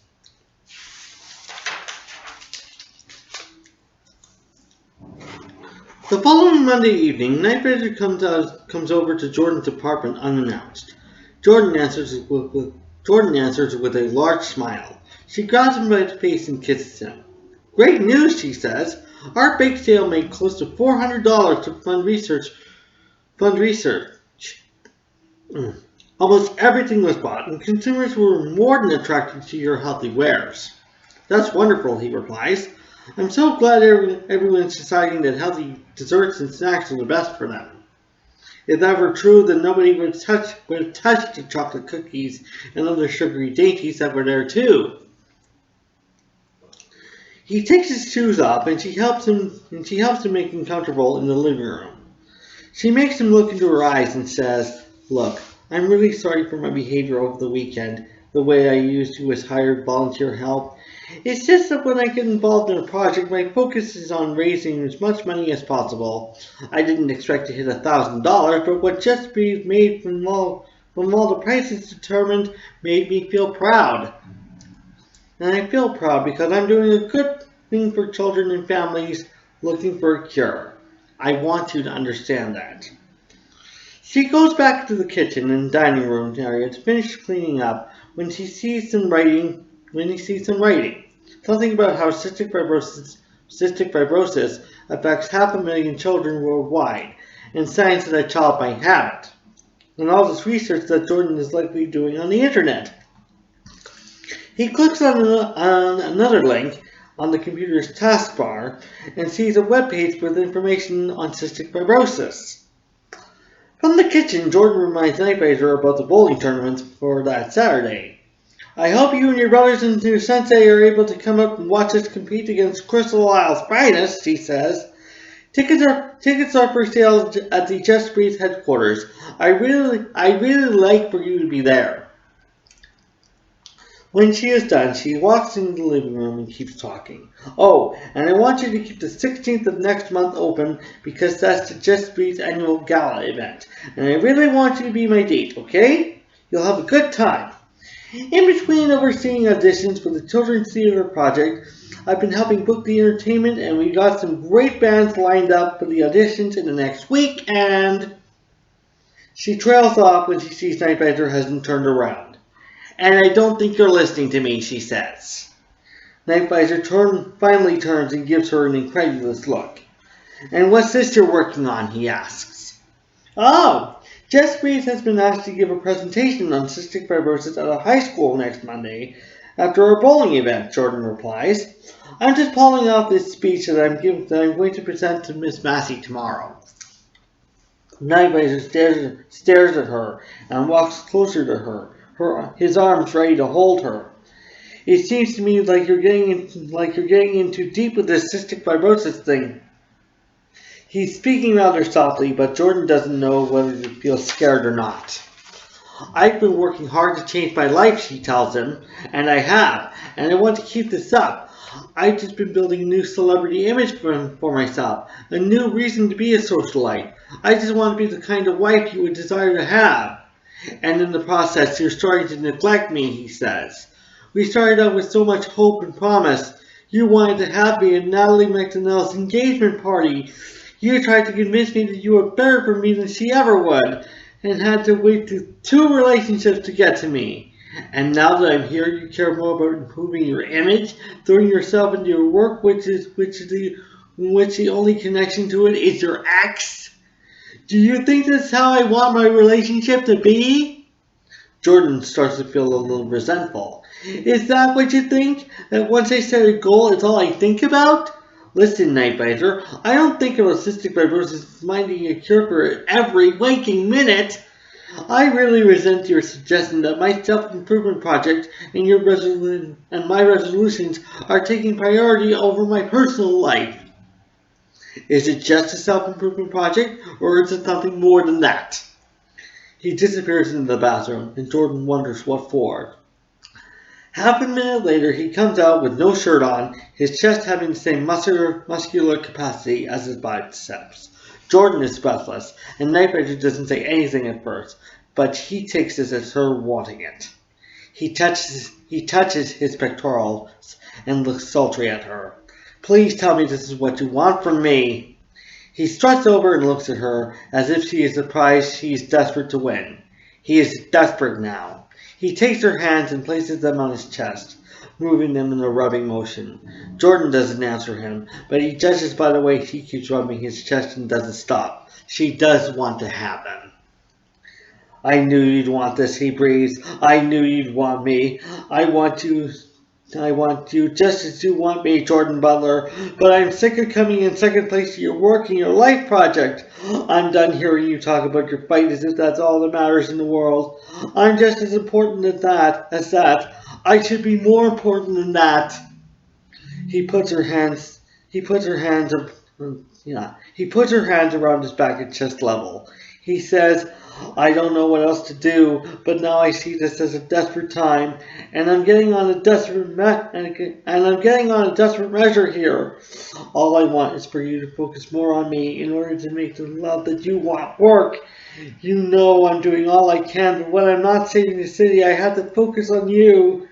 You know I can't fight alongside my brothers without the thought of your touch, your kiss, your whispering in my ear. The least you can do is meet me halfway. He brings her face close to his and presses their lips together. He makes it as loving and passionate as possible, as loving and passionate as he is towards her. But she can't tell if this is love or control. She thinks maybe she fell in with someone who loves too much. They move all around the living room and into the kitchen, not watching where they're going while in their embrace, crashing into tables and counters and walls. When he pauses to get air, he mutters passionately, "Oh, Jordan, I want you to take me." As he continues to kiss her, he removes her suit jacket, then unbuttons her blouse and removes it. She stops him before he can unhook her bra, taking her hands off her and responding to his passion by rubbing up and down his bare back. She breaks away to rub his chest and belly. He eyes her bedroom, the door open partway. He quickly puts her lips back in her and moves her in the direction of the door. He has his hand on her shoulders so he can control the direction she's going. He closes the door with his foot, and inside the room, he pushes upon her bed and locks the door quickly, turning out the lights. He climbs onto the bed and crawls onto it like a snake. To her, he is like a tiger awaiting his meat. She wants to crawl off the bed and flee, but the look of his body tells her to take him. She hasn't made a decision yet when he begins to kiss her roughly, savagely. He rolls around so he's on the bottom as he continues to kiss her, wanting to know how long he can keep this up. She kneads her hands against his breast, and she is suddenly tempted. They roll around on the unmade bed, wrinkling the comforter in a passion, him still in his pants, her still in her bra and skirt. She breaks from his mouth and starts to kiss his neck, working her way down to his chest and abdominals. He is ecstatic over this feeling, and they start to call each other's names. Nightvisor, Jordan, Nightvisor, Jordan. Oh, Nightvisor, I do love you, she calls out. And now I want you to show it, he calls back, then starts kissing her again. After a few moments, he stops and stares at the cleavage she's showing underneath her bra. He's starting to see how she can attract Peter Stevens and all those other men in Liberty City, how beautiful she can look as a model. She suddenly pulls his pants down and he whips her skirt off, till there is nothing but her underwear and her pantyhose. Mesmerized by each other's bare skin, they continue to make love on the bed, rolling around in their passion, getting harder than ever before, desperately telling each other that they want each other, need each other, love each other. 4 hours pass and it is calm and peaceful. Nightvisor sees that Jordan is fast asleep. He looks at her alarm clock and is shocked that it's past midnight. He feels he should be back at the studio already. He's never counted on spending the night. He scrambles to get his clothes on without waking her, taking only 2 fast minutes. When he is dressed, he sees he hasn't awakened her. He pulls the comforter and bedsheet back without sending her off, slowly picks her up and puts her inside the bed, tucking her in. When he leaves her apartment building, he starts to run home, using his ability to see in the dark. He hopes he has enough energy to get home in an hour.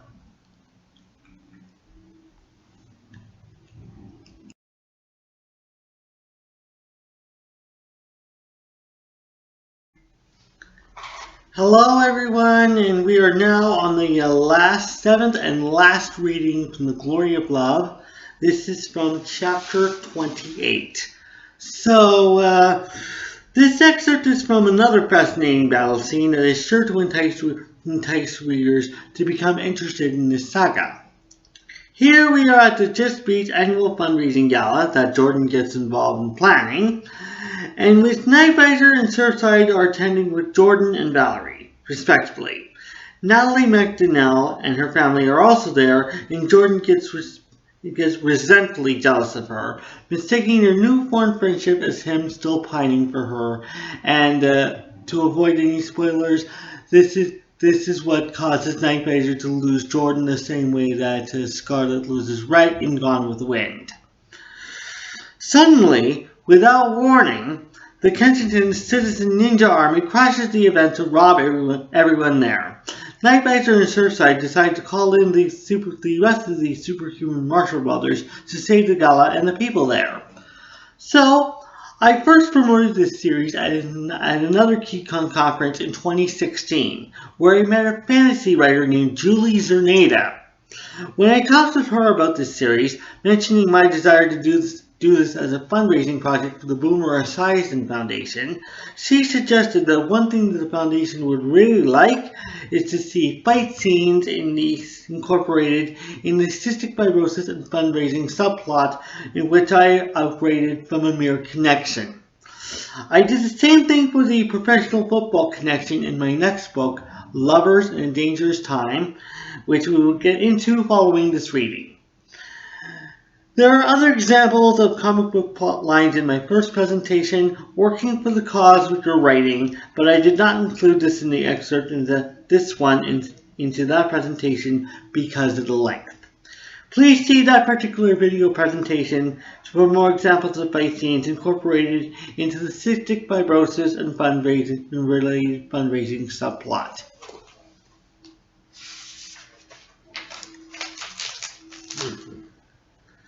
After dinner, it's time for speeches, and Miss Massey goes first.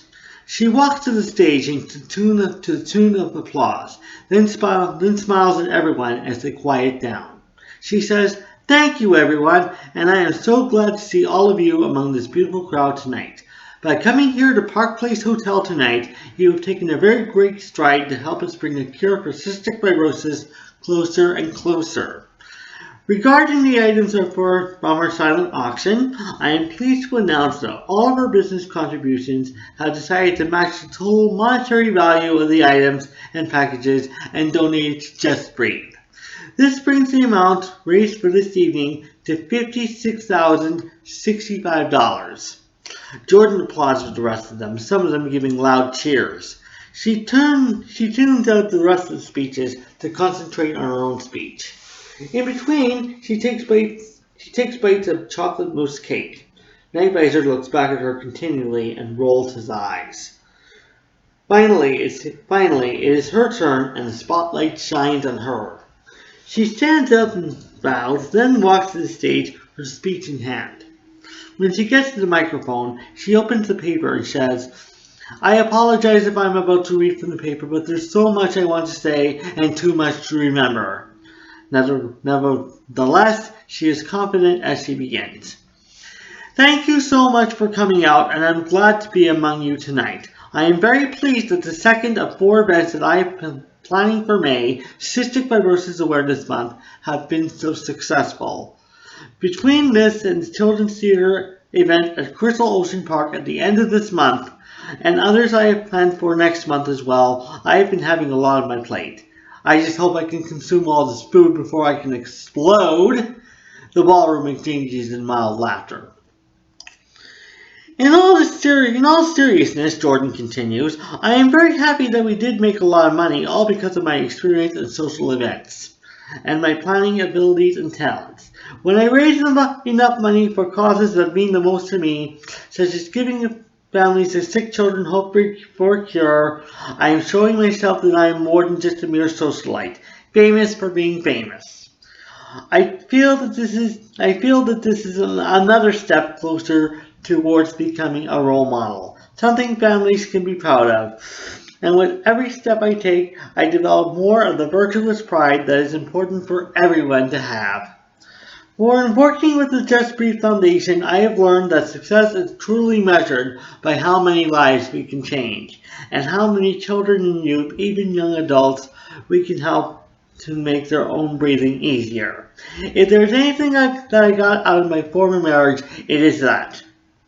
Meanwhile, in the lobby of the hotel, members of King Peter's large citizen army march inside like a cult looking for people to convert. When 400 members of the army are filled up in the lobby, one member of the registration staff calls to them and asks, "Excuse me, but what are you here for?" The army ignores her, all of them talking about plans to execute a certain plan in the gala. They look at her and silently decide to avoid using the words raid and massive death in her hearing, then resume talking.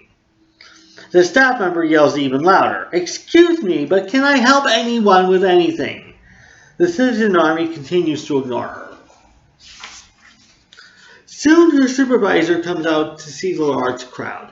He tries to get their attention but can't, so he calls, "If you're not here for anything specific, then I suggest you all leave. We at the Park Place Hotel do not allow loiterers."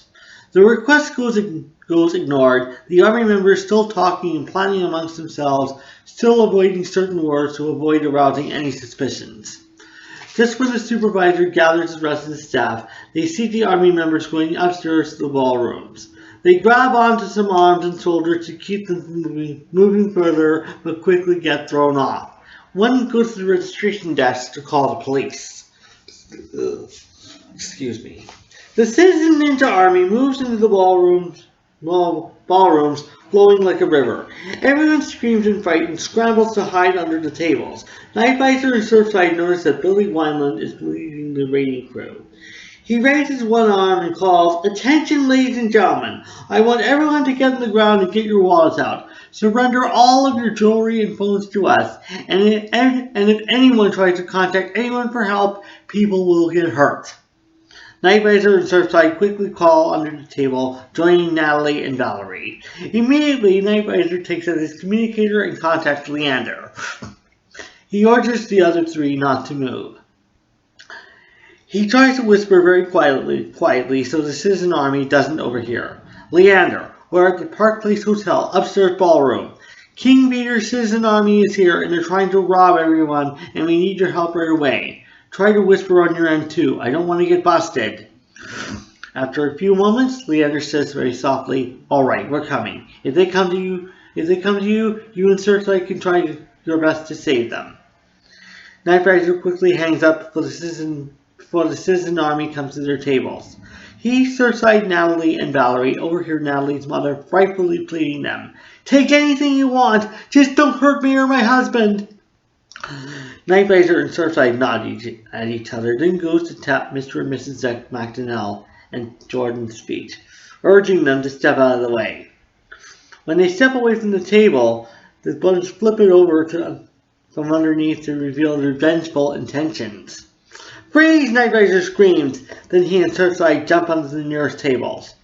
"Unless you thieving people want to unleash our fighting talents," he says, "I suggest you drop everything you've taken and get out of here, especially before the police get here." Suddenly, they get another surprise. Several available police units have rushed upstairs to the ballroom, and Todd Channing has overheard Nightvisor's demands. His weapon ready, Todd stands at the doorway and grins at Nightvisor. "Why, Nightvisor, you sure know how to give a signal," he says. Then to the citizen army, "All right, everyone not in formal wear, drop whatever is on you and hit the deck. Do it now!" Instead of following this order, the citizen army rushes to attack the police. Nightvisor and Surfside jump from the tables feet first, causing several members to fall on their sides. They start by punching them in their heads, then jump up to kick them in their upper backs. But they should have seen that the army refuses to surrender. When they get up to fight back, the brothers find the floor is too crowded for them to kick at them in between the tables. The army members are so strong, the police cannot restore order, immediately feeling defeat. Natalie and Valerie, sensing what's happening, go around collecting all the bouquets and the glass vases and the glass centerpieces and put them on stage to avoid being smashed. The servers see this and take as many pictures of water away. Several other attendees also notice this and follow suit. By the time the tables are clear, Leander, Highclere, Arrowman, and Master Abraham have shown up with their class. They see only Leander and Arrowman among the brothers. Highclere has already gone into invisible mode. Leander has brought Surfside's metal board and tosses it to him. Surfside jumps and catches it. Night Visor is very pleased. If King Visor wants to do some testing, he figures, the superhuman Marshall brothers will do the same. As the large battle begins, Master Abraham and Arrowman guide all the gala attendees out of the ballroom. As Valerie is guided out, she takes her phone and activates the camera function, preparing to take video from the outside. At the front of the crowd in the hallway, television news cameras that have been covering the gala are now shooting the battle from the hallway. Perfect, she grins at two camera operators. Now I will have to go back inside to take video. She records the battle from outside instead.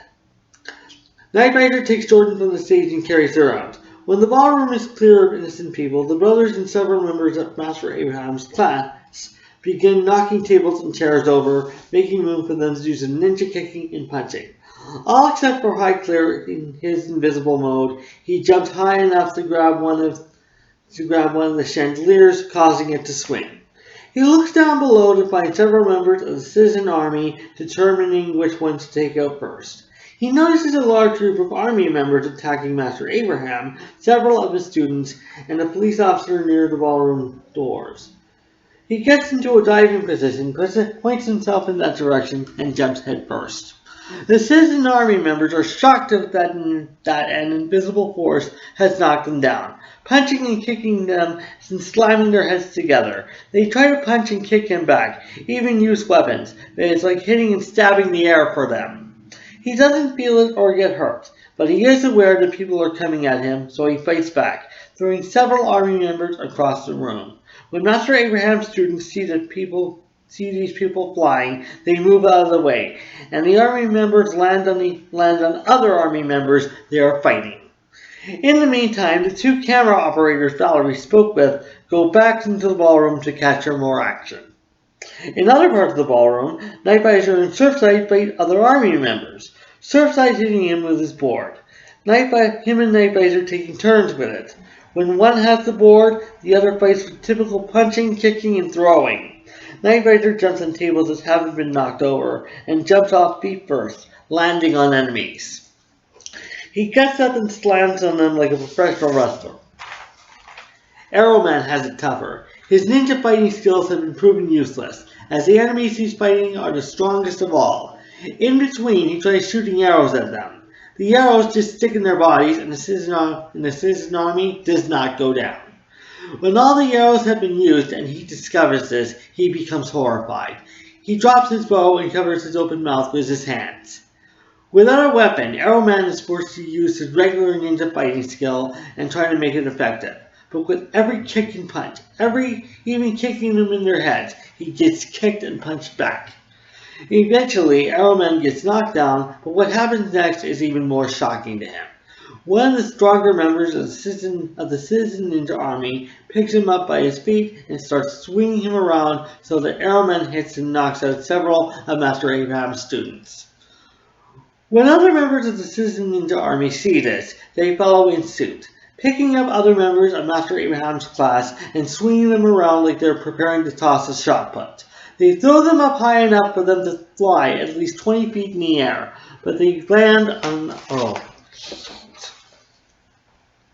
Just a minute. As I go...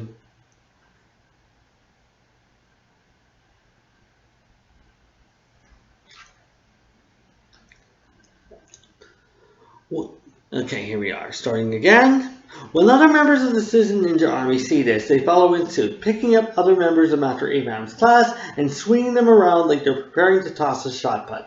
They throw them up high enough for them to fly at least 20 feet in the air, but they land on other enemies of the Citizen Ninja Army. They don't throw them far enough to hit any walls.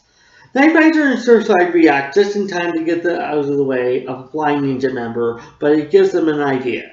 Night Rider uses his strength to pick up a member who is standing, put him over his head, and shake him until everything he's taken falls out. A wallet, a diamond necklace, and 2 pairs of earrings fall out of his pocket. Surfside picks everything up and rushes to Master Abraham. Get me to the stage, Surfside, he orders, taking the items. I will guard all of this. Have anyone who is fighting them strip search the army for everything they're attempting to take. Retrieve them and bring them to me. He does so, and when Master Abraham sees a microphone, he takes it and shouts the same instructions to the other brothers and the other students. Searchlight goes up to more citizen army members and tackles them to the floor. Now he uses his strength to fight anyone who tries to get him off during the strip search process. So does everyone else, using their fighting skills to knock the enemies over and pin them to the floor. When they find nothing in the army members' pant pockets and women's purses, they throw the members aside. Even Highclere gets in on this, and army members are shocked when jewelry, phones, and wallets come flying out of their possession. Billy Wineland concedes this is failing, so he commands the ballroom doors to be closed and magically presents a small white ball. "Ninja vanish," he calls. He then throws the ball down on the floor, causing it to disintegrate into heavy white smoke. When the ballroom is filled, the citizen army members rush away without letting anyone know how they got out, as if they disappeared by magic. When the smoke clears, only the superhuman Marshall brothers and the Golden Katana students remain, along with 10 wallets, various jewelry, and 6 phones left behind. Near Arrowman, he discovers his bow has broken, the wooden part in at least 3 pieces, and the string broken in 2. The superhuman Marshall brothers pick up all the items and put them on stage with Master Abraham. When Nightvisor and Surfside open the doors, the attendees are left stunned and speechless by the mess in the ballroom. Tables and chairs knocked over, some of them smashed lightly. Smashed water glasses and small puddles of drinking water on tablecloths and chair cloths. Many of them torn and damaged in the battle, Jordan sees. She looks along the walls and is thankful none of the flowers have fallen or been damaged. She looks at the other attendees, the ones who have paid money to charity for an unforgettable night. It's unforgettable, but for reasons other than what Miss Massey and Jordan have hoped. The attendees stand around in the ballroom talking about what just happened. Nobody feels like dancing, and the band no longer feels like performing. The band picks up their instruments and leaves the hotel right away. She turns around to see Surfside holding Valerie, but Nightvisor holding Natalie. She is able to hold her emotions long enough to stand the chair right side up. When she sits down, she starts to cry.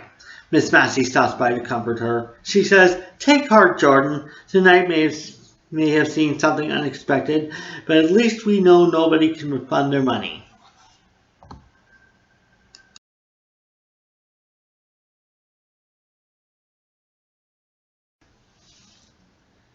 And that's the glory of love. Now moving on to my second book, Lovers in a Dangerous Time, and this is the first reading from Chapter 5. Because this first reading is later in the novel, let me begin by saying that since the end of The Glory of Love, Nightvisor and his family have gone on a summer retreat to help him overcome the loss of his relationship with Jordan Butler. The city of Crystal Isle is seeking to elect a new mayor. Nightvisor manages to find true love again, and the Kensington family is cooking up a new scheme to take over the city by recruiting members of the city's youth gangs and dressing them up as the superhuman Marshall brothers to commit crimes disguised as them. This first reading is a first glance at that scheme when the superhuman Marshall brothers find they're battling clones of themselves at a mayoral candidate debate right in front of the candidates themselves. The brothers try to protect the attendants from getting robbed, but Councillor Lawrence Goldsmith, who is running for mayor on an anti-crime platform, believes the superhuman Marshall brothers are entirely responsible, especially since his good friend, crime show host Charles Jameson, also comes down on him. This is one of the many battles that the brothers engage in to defend and prove their innocence. Okay. It is 2 days after Labor Day. Valerie is back in political mode as she makes another video report of the first mayoral candidate debate. She and Surfside are at the Tropic of Cancer Center for one of the mayoral candidate debates. With the crime wave and police affairs being the number one issue in this election, Surfside thinks this is going to be boring, attending only out of loyalty to Valerie. Coincidentally, solutions to the Crystal Isle crime wave and building the families of the city are two of the most important topics among all else. Valerie and Surfside and Nightvisor take seats in the fourth row on the right-hand side. the first 2 rows reserved for VIP people and media. Valerie frowns, knowing she's still a student, but she still holds her video camera above her head. Surfside turns to her and says, "You know, you can stand on the side to get the video you want." Meanwhile, he looks at the side tables to where all the coffee is, wondering if there's something else he can snack on. He didn't have much dinner before he left. Minutes before the debate begins, Valerie prepares her camera, putting it upon herself. She begins her reporting. "I am here live at the Tropic of Cancer Center where mayoral candidates Alice Dressler, Jerome Miyakiki, Paul Koivu, and Lawrence Goldsmith will be discussing the issues that have been all over the campaign trail. At the top of the list are probable solutions to end years of criminal activity that have been affecting Crystal Isle and improving the lives of Crystal Isle families, 2 issues that both Dressler and Goldsmith feel the most passionate about." Soon afterwards, Valerie focuses on the candidates. When the questions about the crime wave are asked, Ms. Dressler and Councillor Goldsmith begin to argue about whether arts and sports programs or scared straight programs will work better to ensure that kids will never join gangs. I know you think that programs meant to lift spirits and encourage creativity in youth and children are the answer, Councillor Goldsmith says to Ms. Dressler, but what if not enough people show up every time they're held? She looks shocked, but Councillor Goldsmith continues. "Even if these children have never been in trouble with the law, if they see what jail and prison are like, and see all the hardcore methods placed upon the wayward ones, they will think twice before breaking the law. They will want to stay in school and not go out and run the streets, stealing, carjacking, breaking and entering, and what have you." "You've been listening to that Charles Jameson, I see," Miss Dressler says. "I really hate to bring him into this, and I know he's a close friend of yours, but people think he's a terrible TV host. Yes, he's blunt and to the point, no nonsensy, but he's also, and I hate to say this on a public forum, an arrogant prick." The crowd is a mixture of loud applause and booing, but Surfside and Nightvisor act with a cheering crowd. For the first time, Surfside seems to be interested. "Dressler is right," Surfside whispers to Valerie. "That Paradise Lost is a terrible show.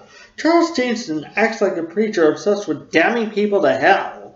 The way he talks about wanting criminals is as if they should be hung from the gallows." "It's still good if you want the latest news on the criminal affairs of Crystal Isle," Valerie whispers. "Jameson's methods may be a bit radical, but he's covered the Kensingtons and the Citizen Ninja Army the way no one else did." She shushes him and concentrates on filming. Nightvisor has come along with them, hoping to find Shailene. He is standing in the crowd looking for her. He realizes she may be sitting in the reserved seat, and yet half of the front 2 rows consist of dark-haired women. Surfside brings his brother down and tells him, "This is a little bit too public for that kind of display. Wait until you can get her in private." The candidates are now debating on their plans for senior care. In the middle of Councillor Goldsmith's thoughts, 5 robbers dressed as the superhuman Marshall brothers rush into the debate area, shooting down the security guards to get past. They advance into the crowd, and the robber dressed as Leander fires a shot in the air to get their attention. "Attention, ladies and gentlemen, this is a raid," yells Leander looking like, but Nightvisor and Surfside know that's not his voice. "I want everyone to get down on the floor in a fetal position and hand over all your wallets, loose money, cameras, jewelry, and other valuables." All the robbers are carrying black garbage bags. Nightvisor and Surfside are shocked to see there are 2 robbers who look and dress just like them. Surfside looks over at Valerie, who is now recording the raid. He's trying to silently tell her to put her camera phone away, but she looks at him and doesn't pick up any hints. She doesn't know what noises he's making with his teeth, nor does she know why he's slashing his throat with his finger. Surfside looks at the robbers. They are working on the 4th row from the back. When he thinks they're all looking away, Surfside rushes towards her and tackles her to the floor. Nightvisor dives down and crawls towards the people past the people in their row. Valerie glares at Surfside and whispers sharply, "Why did you do that? I was trying to get a story to send to KUMI News." Surfside takes her phone and puts it in her pants pocket for safekeeping. "You were putting yourself in danger there, Valerie," he says, "and I want you to keep your camera phone. Nightbiter and I are going to get you to safety." The three of them crawl on the floor as quickly as they can, looking all around them to see if the robbers will notice their escape. They crawl until they get to a side hallway, then get up and run to the nearest elevator. Luckily, they manage to get inside before the robbers notice. They take the next floor up. Surfside contacts Leander and gives him their location, telling about a robbery in progress. "And you won't believe what is going on, not until you see it." I'll gather Highclere and Arrowman and we'll be right there," Leander says. "Be sure to bring my surfboard," he instructs. Surfside takes Valerie into a women's washroom and says, "Stay there until I tell you it's safe to come out. In the meantime, you have to alert the police." He returns her phone and joins Night Visor, and they peer over the railing, waiting for the robbers to come directly below them. Two robbers dressed as Highclere and Night Visor are now in the desired position. Without a word, the real brothers flip over the railing and land back on the main floor on their feet. Everyone at the debate gasps at the surprise, and they stare at the two Night Visors who are ready to face off against each other. The candidates just stare at the two Night Visors and Surfsides, trying to decide which ones are real and which ones are imposters. The real Night Visor lifts his leg up high and kicks his imposter in the head.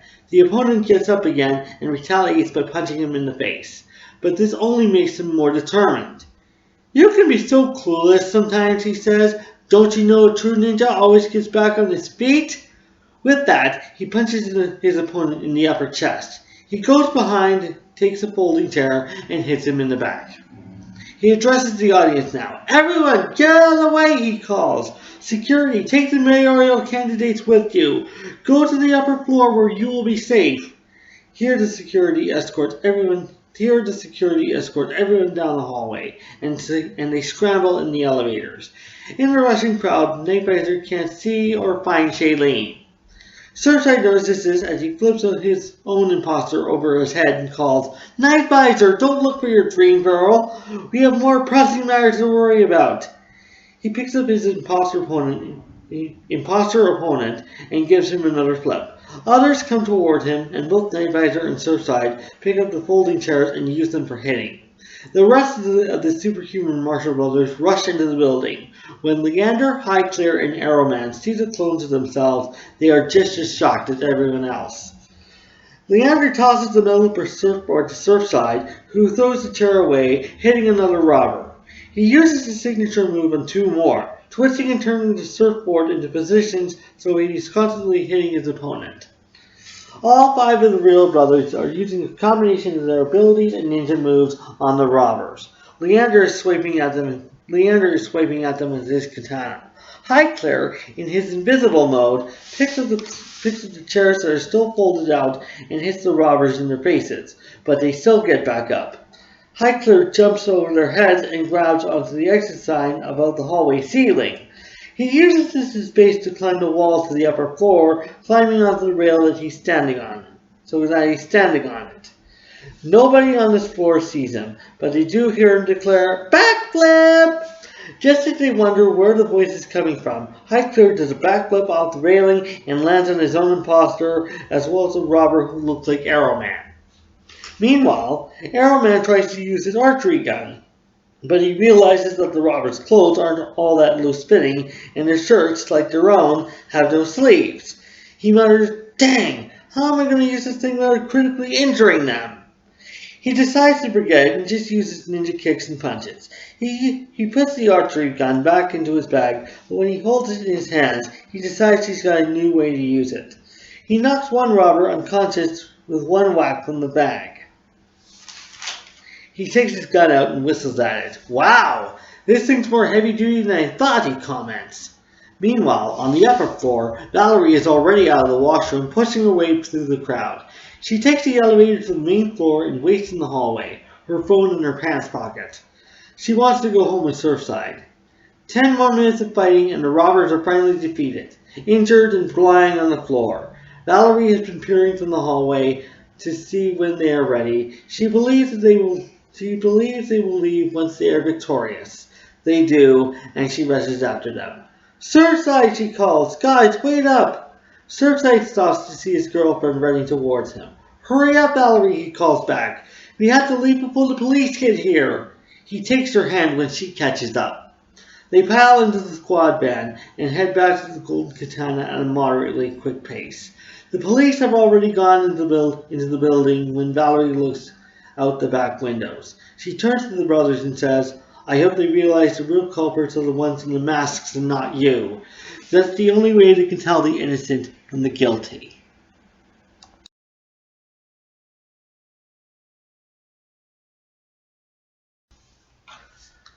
Hello again, and we're on the second reading from Lovers in a Dangerous Time, still on Chapter 5. So, just as the superhuman Marshall brothers are fighting for their innocence, Nightbiter finds himself fighting for love, as his love interest is Shailene Goldsmith, the daughter of the mayoral candidate who is calling for them to be brought to justice. Here, the brothers secretly attend an outdoor press conference in which Councillor Goldsmith declares the superhuman Marshall brothers wanted, accompanied by their ally and Golden Katana student, Police Detective Todd Channing, along with Todd's new partner, Detective Sean Peters. Nightbiter declares that he must have Shailene, so he makes his way through the conference using his brother Highclear's invisibility powers. He is able to get Shailene far enough away to declare his feelings for her in secret, and Shailene is mutually attracted and in love with him.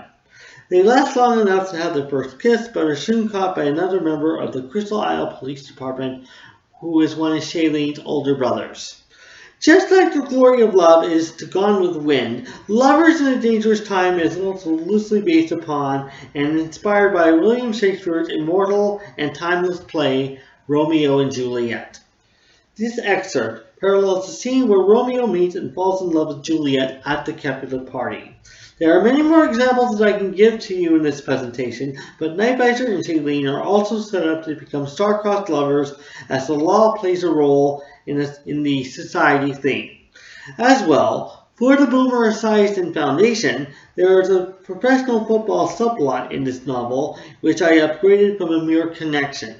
As we will explore in further readings, I have incorporated some of the battle scenes in this pro football subplot.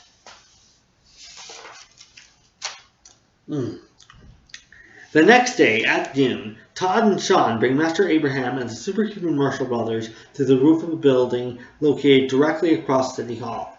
Down below, they see a large crowd gathering on the sidewalk and on Main Street, a section being closed off. They know through Todd and Sean that Charles Jameson and Lawrence Goldsmith have called an impromptu news conference. Among them, it seems as if a group of police officers are standing by, looking out for the superhuman Marshall brothers. In front of them is a podium, a 50-foot screen to show video, and what looks to be a mini stage with a medium height platform. So what exactly is going on here, Leander says. Apparently Charles Jameson thinks of you as menaces to society, Todd says. Vigilantes, hardcore criminals. He just wasn't allowed to make this public until this past Saturday, when you guys have been allegedly seen everywhere. You very likely don't believe it, so Sean and I want you to see it for yourselves.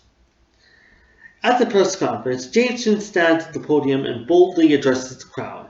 Ladies and gentlemen, he says, I'd like to draw your attention to a new group of criminals that is pervading our city. They like to fancy themselves as heroes who are dedicated to saving the city from danger and harm, notably the Kensington family.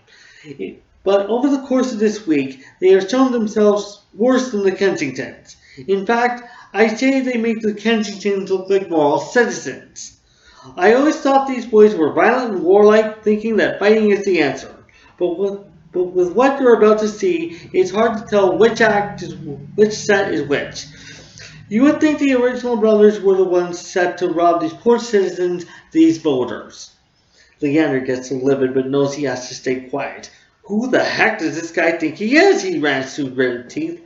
How can he pin a robbery How can he pin a robbery on us because of someone who was passing off as us? Can't he tell the difference?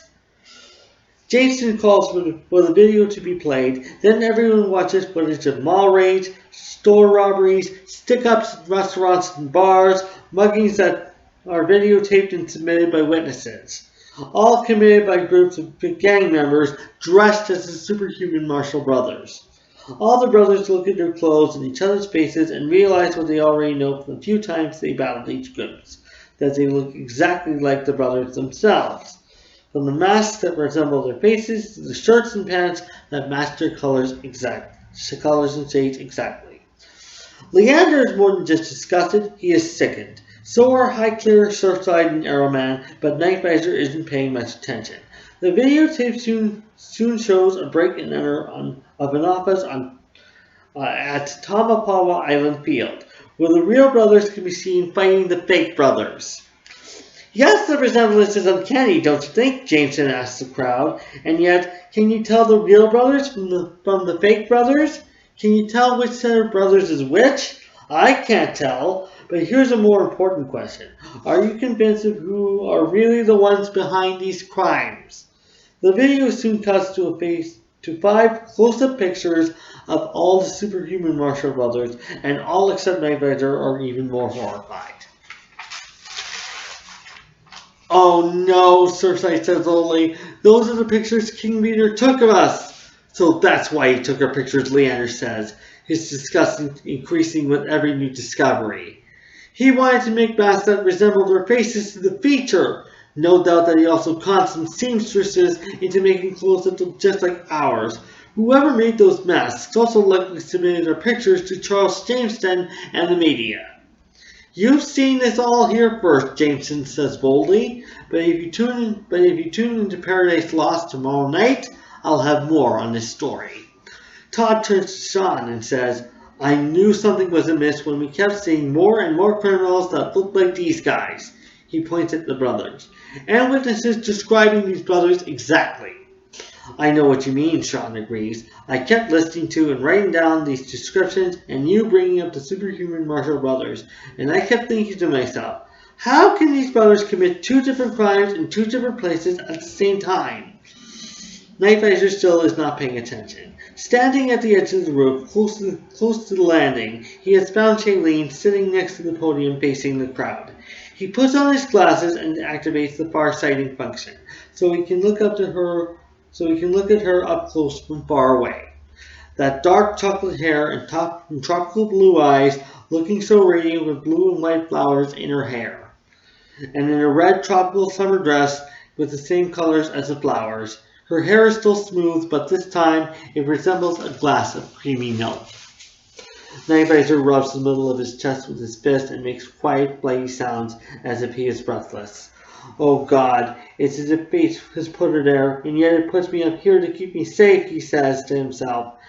And yet still, it tells me to try and get down there past the mob if I ever want this chance.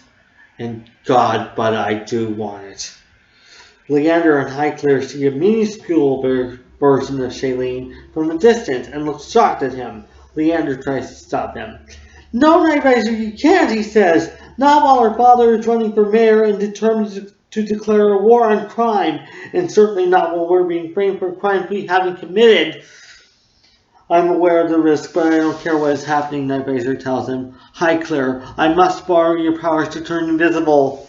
Are you out of your mind, Night Visor? Highclere cries, while trying not to be too loud. Todd still shushes him anyway. No, I am not out of my mind, Night Visor replies. I refuse to listen to fate when destiny tells me this is the one who will keep me brave and strong in my fighting, whom I can bring into my heart and my world as she has brought me into hers, whom I am meant to spend my whole life with.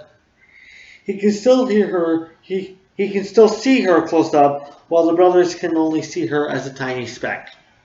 Look at her. She can teach the sun to shine bright, and would teach the moon to shine just as brightly if she could.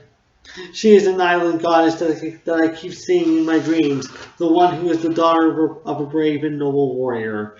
I don't know how she does it, but she crawls into my dreams every night, and I don't want her to leave them.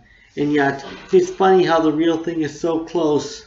Her beauty is too good for this world. She's too beautiful to die and be turned to ashes. She looks like a bejeweled queen being worshipped by her many subjects. Oh, now whenever I think of the girls I loved in the past, I feel that my feelings have been lying to me all along.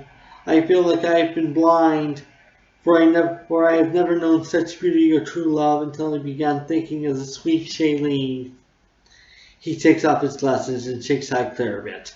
Highclere, I must borrow your power to turn invisible, he insists. I must get down to the conference and to the back of the screen without being seen. I must hide myself well and wait for Shailene to see me. I've never used my power to turn anyone else invisible before, Highclere replies, but here goes. He puts his hands on top of Nightvisor's head and starts rubbing his head and face and neck.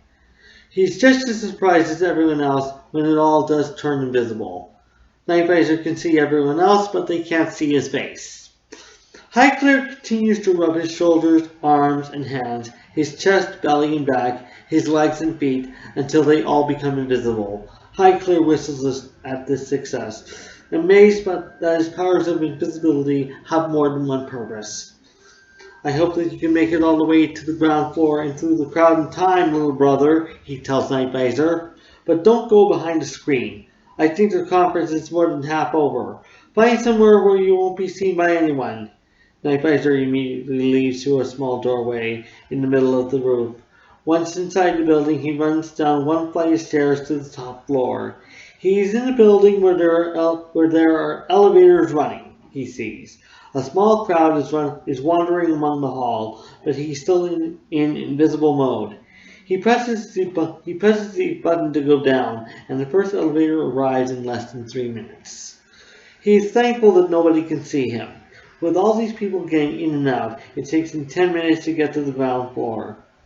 He can see people walking to and from offices all around his floor, so he is careful to dodge them. He still cannot be seen.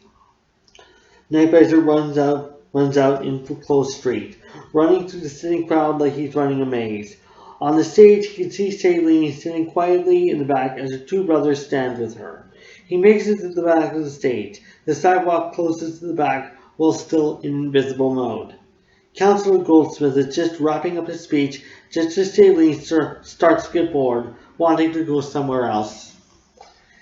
If I am elected your mayor, Councillor Goldsmith says to the crowd, I promise that my first priority will be to hunt down these superhuman Marshall brothers and bring them to justice for all these crimes, as Charles Jameson says they must be. He looks at Commissioner Richard Loring, who is standing off to the side.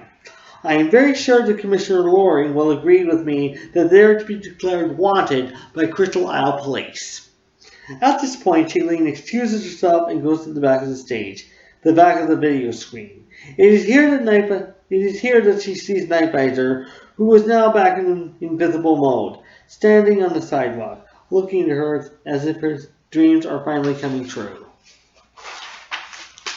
She is shocked to see him, but he approaches her gracefully, with sincerity, and gently takes her hand.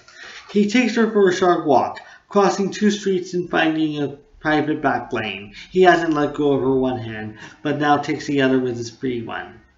Oh my God, she breathes. You were just shown on the video, wanted by the law. If I can match your face with a name, you're the one called Nightvisor, aren't you? Yes, he answers, and I am the one who's decided that I can't live without you, Shailene.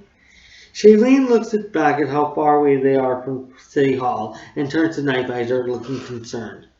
We can't be seen together, she says, not while my father is determined to abolish crime and he wants to start with you. If he finds us... Nightvisor puts a finger to his lips and begins speaking. Your eyes are the windows of a holy church that I am unworthy to join because of the sin that I have never committed, he says. And I want to feel the softness of your hands, but I feel I haven't earned it either. I pray that you won't take either one away. Please tell me if my looking or touching offends you, and then my lips will make up for it with a tender kiss. You act as if you've never known true love, Shailene replies, and yet people I've known who know about you say you're the type who needs love in order to be brave. Believe it or not, I know about you and I would never be offended. By taking my hand, you show polite devotion, and by looking into my eyes, You show that you want to focus upon me. I don't know about touch, but people look closer at only the more famous paintings and statues because they're so priceless. Holding hands and looking into one's eyes are like kisses in touch and sight. How can someone fall in love with a painting? They are attracted to the color and the texture of the work, with its bright whites and light and vibrant colors, and beautiful themes of heaven and enchanted gardens and cities lit up at night, and they use their lips to speak so lavishly about it. And yet you would be the perfect model for the painting of a beautiful tropical sunset, being the island maiden. The same lips that would talk about you should be used to kiss you. Please don't talk. I want you to kiss me. Please grant my wish so that no one else takes this priceless painting that I want. The most beautiful artworks that hang in the most famous museums cost a lot of money to own. You'd have to be among the wealthiest in the world in order to pursue it. Then I am willing to pay a worthy price to own some of that beauty here and now. With that, Nightvisor kisses Shailene's lips long and lustrous, going for about 2 minutes. When he lets go, he says, "Now tell me, have I made you richer?" "Richer," she repeats. "I don't feel richer, but you've blown everything else out of my mind with that one kiss. All that's left is you standing over me with one hand in mine and my other hand over your heart. If you were standing on a mountain with that pose, I'd hang that picture in my bedroom so you'd be the first thing I looked at in the morning and the last thing I looked at night. Then let me convince you to stand with me as my love, for you would make that painting more beautiful if you were there with me." With that, he kisses her again, just as long and lustrous as before, but he wants to go as long as possible. They are soon interrupted by a sharp voice, the voice of the younger man. "Shailene! Shailene, what the hell do you think you're doing?" They turn in this direction to see Greg. He's been working as part of crowd control. He's just as shocked and horrified as she is, having caught her with one of the wanted criminals. Nightvisor starts to explain it straight, telling him that he loves her, but Greg refuses to hear this. "You have no idea who my father is, do you?" he says to him. "I know you've been behind all the robberies and muggings that have been happening lately, you and your brothers." Nightvisor knows he must get defensive now. "No, it's not us. We're being set up. It's multiple groups of gang members who are pretending to be us." "Save it," Greg yells. "And you had the audacity to move in on my sister." He takes Shailene forcefully by the wrist. "Come on, Shailene," he orders. You're not going back to work today. I will call them. You're going to Dad's office and explaining all this to him." "No, let me go back," she insists. "This is supposed to be my lunch hour and the agency is expecting me." "We'll talk about this later. You know Daddy only brought me here so I can support him anyway." She frees herself from her brother's grasp and walks away. Nightvisor looks on at Greg as he walks back to the conference. It must be breaking up now, he believes, but he can't get back into invisible mode without Highclere there. He knows he must leave and hide somewhere where he can be isolated. He wants to go back to the Golden Katana, but how can he do that without being seen? He looks around for anyone coming his way, then takes off down the back lane. He reaches the end and finds himself on Ravu Street when his communicator goes off.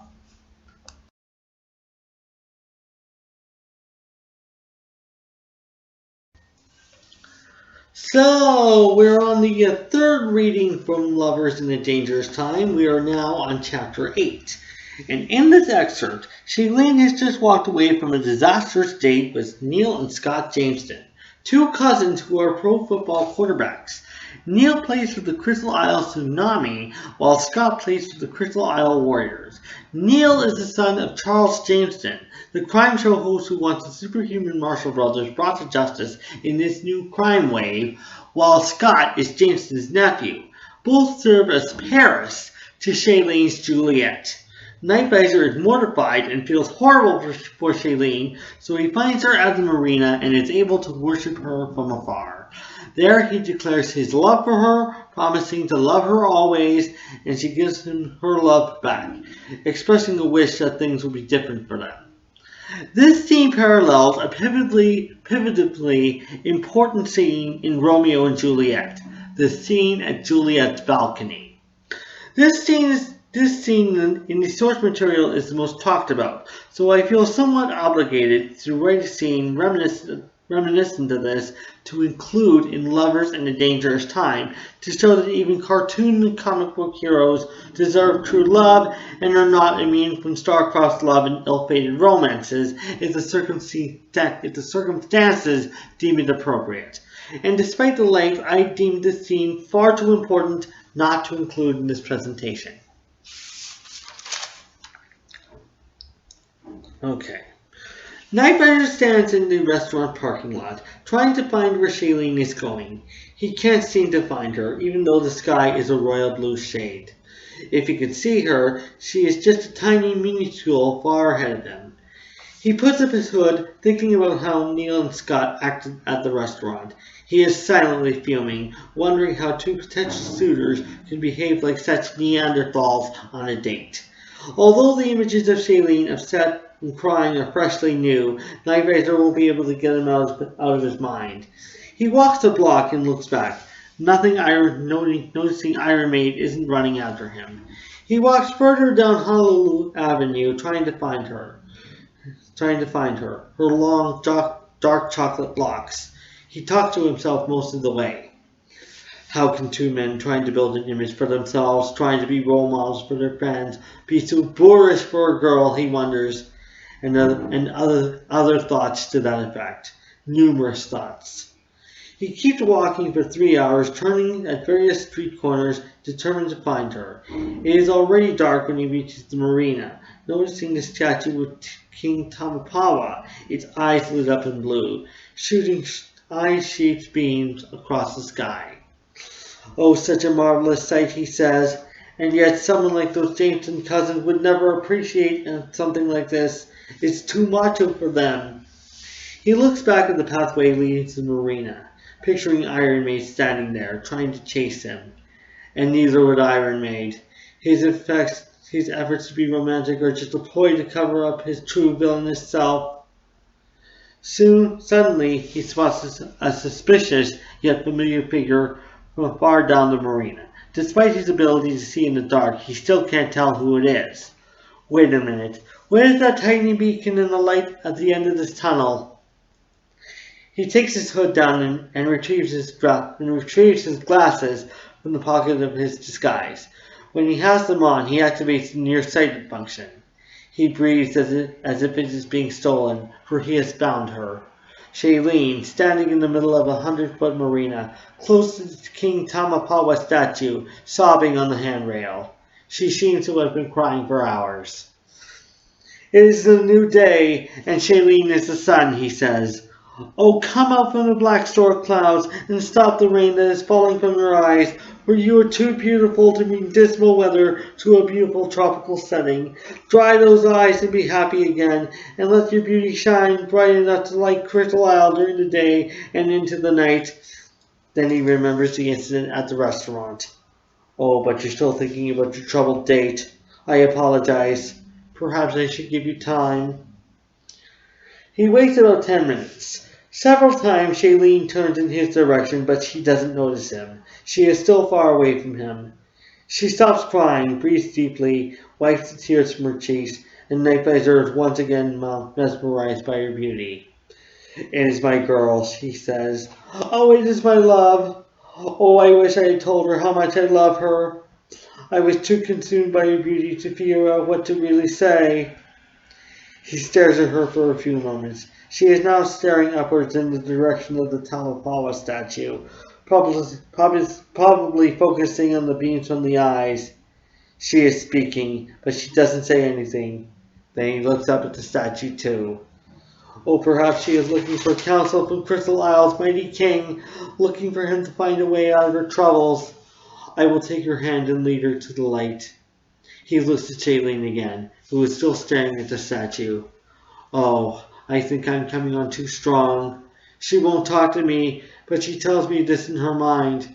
Two of the brightest stars in heaven had to come down to earth to take Persephone to the underworld at the autumn equinox, and they asked her eyes to twinkle in their place. Oh, but her eyes could outshine those in Tamapawa's head. If the eyes were in the sky and the stars were in the head, they would shine so bright that the world would no longer need the sun or the moon's services. She would bring all the birds and animals out to sing their praises to God, thinking her light was the light of day. He watches Shailene put her elbows on the rail, her hands on the cheeks. Look how she leans her hands on those cheeks. Oh, I wish I could stand in front of her and replace those hands with mine. He sees she is still down and not smiling, although she isn't crying anymore. Help me, King Tamapawa, she says silently. Night Visor is mesmerized again, almost breathless. She speaks! He waits a few moments for his breath to return. Oh, speak again, sweet angel, for you are as bright as an angel tonight. You are our goddess in heaven, but you cried enough to form a river on earth. Stand up and walk upon the clouds and dance in the air, so that all the mortal men can lie on their backs and watch your talents in the sky. He overhears Shailene giving a speech of her own.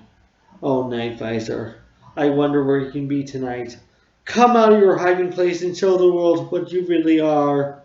Or if you're afraid to do so, let me into your comfort zone and help me get comfortable with you, and I will stay with you in your cocoon so we can be away from the world.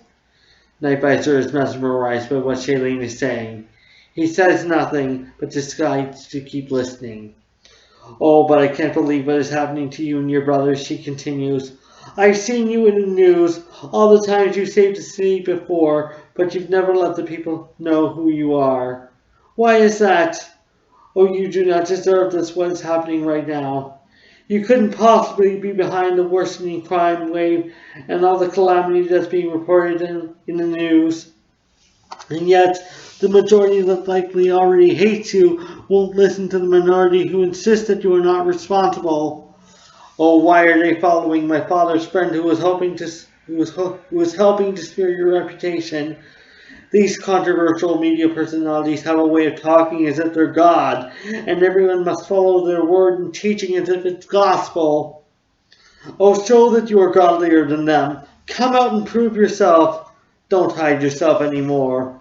Oh, Night Visor, if you are as brave, as strong, as true love is supposed to make you, then present yourself to the public and show them that you are the heroic crime fighter I know you as. And if you need help, then I will gladly take your hand and walk you to that microphone. And when you clear yourself, you can be free to take all of me. Night Visor walks toward Shailene, taking off both his glasses and his disguise.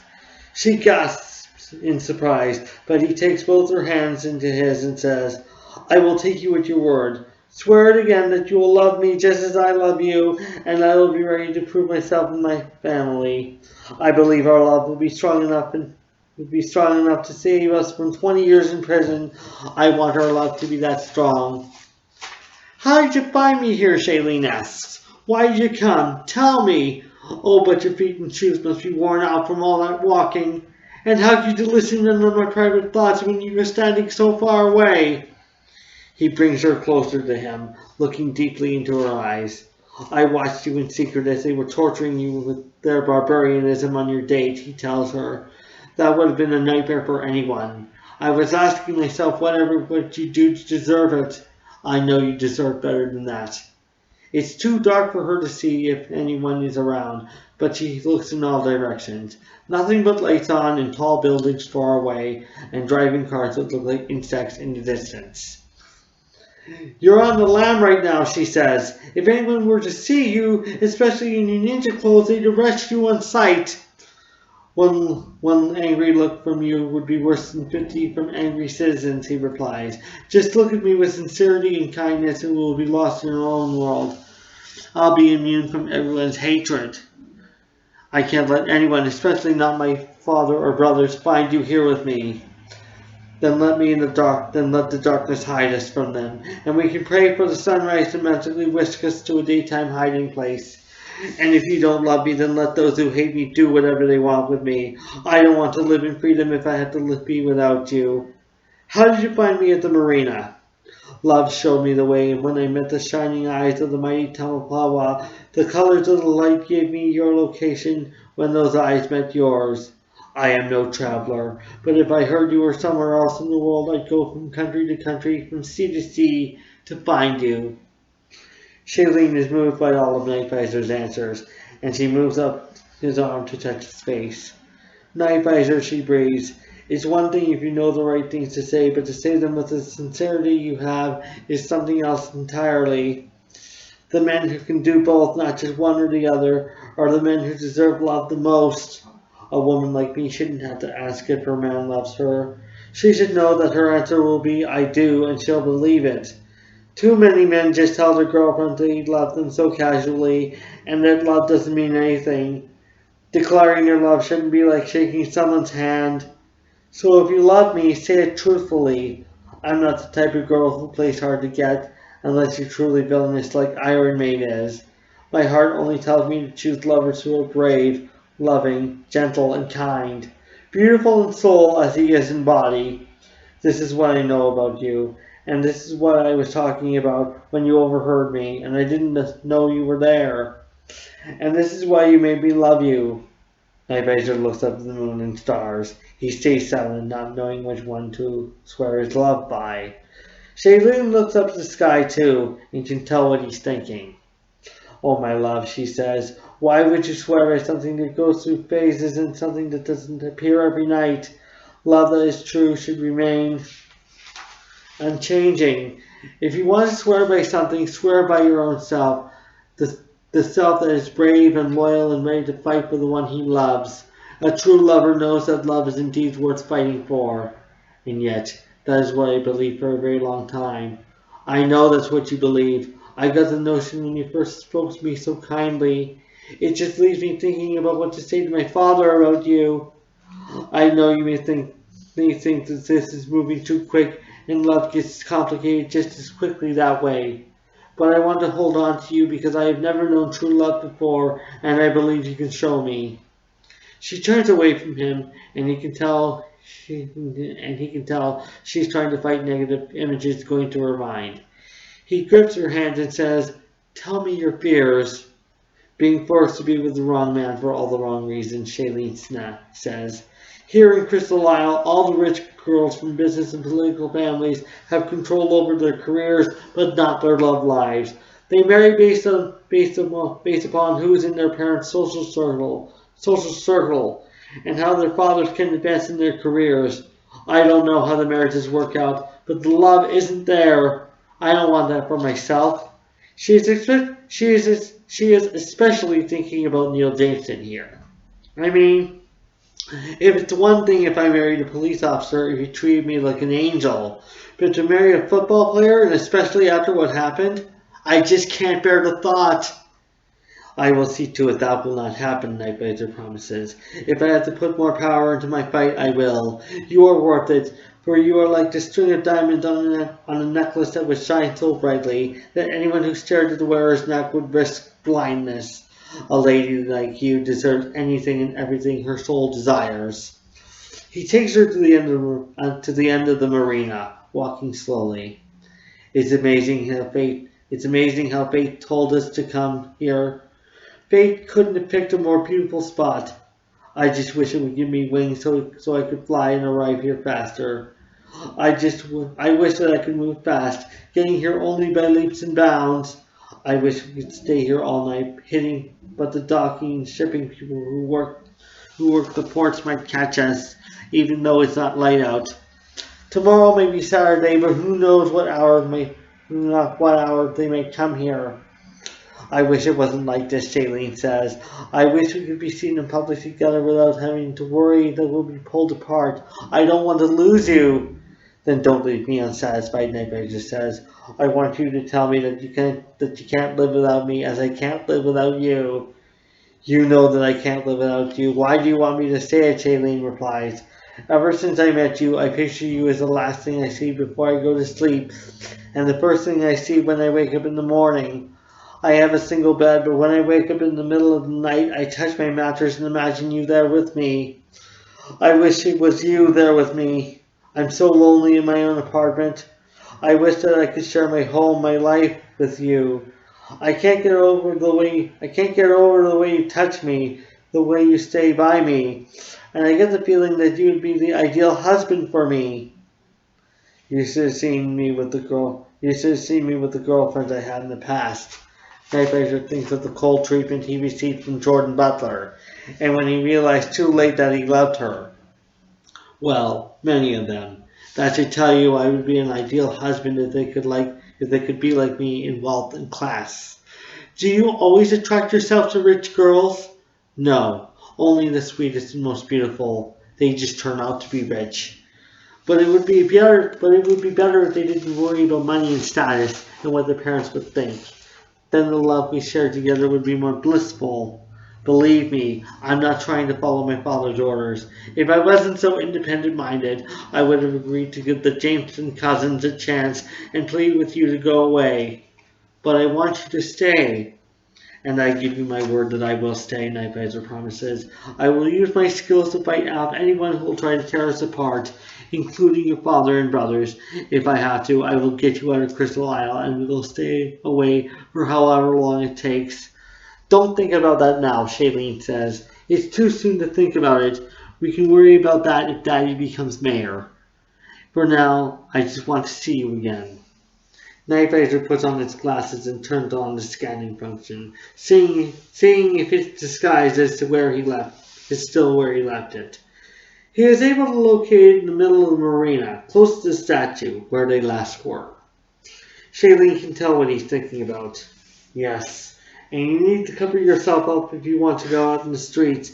They can't be safe for you right now. She wonders if it's gotten darker now, and wonders what time it is. I think it's getting late, she says. Please come by my apartment tomorrow. Maybe 2 in the afternoon so we can sleep in the morning. She gives him her address on Tempeke. Until then, I will continue to dream that you are there by my side, holding my body, whispering in my ear all the romantic things you can think of. He walks her all the way back to the port, picking up his disguise along the way. When they reach the beach, she says, Here we must stop. I must go home by myself in case the police are out. They likely will and get suspicious. I don't want to be arrested with the crime of walking me home.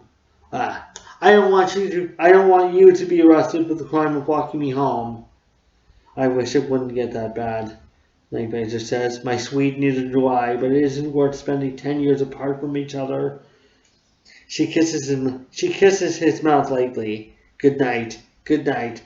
I wish parting was this easy, but if it's only for a few hours, then I must say good night until tomorrow. Nightvisor watches her walk away until he can barely see her. For what seems to be just a few hours, he feels as if he's in another world. He says to himself, as if he's talking to her. I hope you find your way home. I wish I could be your home so you could live within me, and I could make you comfortable.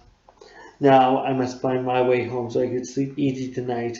I'll look for you in my dream till they will be the sweetest ever. He doesn't know what time it is, but knows he must get home right away. He checks around him to see if it's clear and is thankful it is, though he should know it. He puts his disguise back on and his hood back up before he starts his way back to the Golden Katana.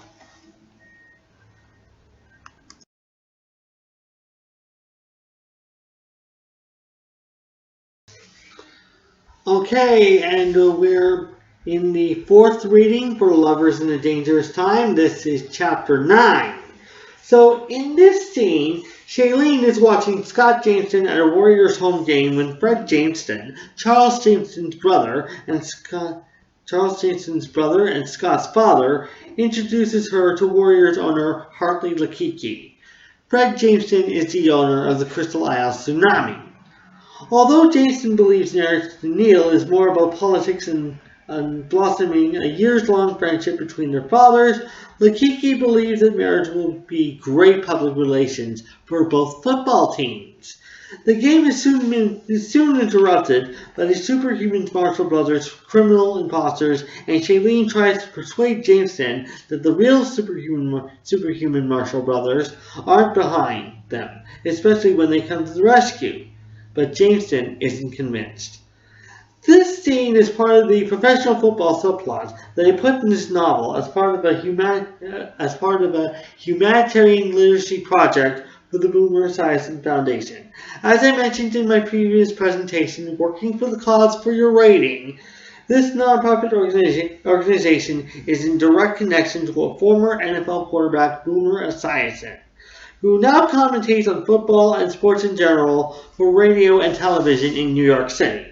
In this retrospect, the characters who serve as Paris also play the position of quarterback, and Shailene is proven to be an ideal wife for a quarterback for much of this plot. This is also in following the advice I received from fantasy writer Julie Zerneda, as I incorporated fight scenes into the professional football subplot. In two more battle scenes coming up, Night Razor also battles Neil and Scott for Shailene's hand, both of these fights taking place off the football field.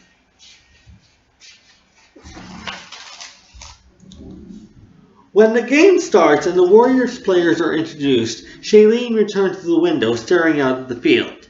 She waits through the national anthem, then sits at a long narrow table overlooking the stands and the field. If Jameson or Lakiki happen to come in to check on her, she wants to make it look as if she's interested. During the whole first quarter, she keeps her focus on Scott, as he's throwing the football to other players, huddling and such. Towards the end, she and several others in the suite hear a knock at the door. Shailene opens to see a concession attendant with an assortment of hamburgers and chicken burgers, ketchup, mustard, relish, and all the toppings. Following him are Fred Jameson and an older island native in a maroon tropical shirt and white dress pants. This native is short, a little shorter than Shailene, balding with gray hair. Both he and Jameson are grinning at her as the man shakes her hand and Jameson introduces her. Hartley Lakiki, Warriors owner. Mr. Lakiki, Shailene says, grinning to fake interest, Scott might have told me some things about you.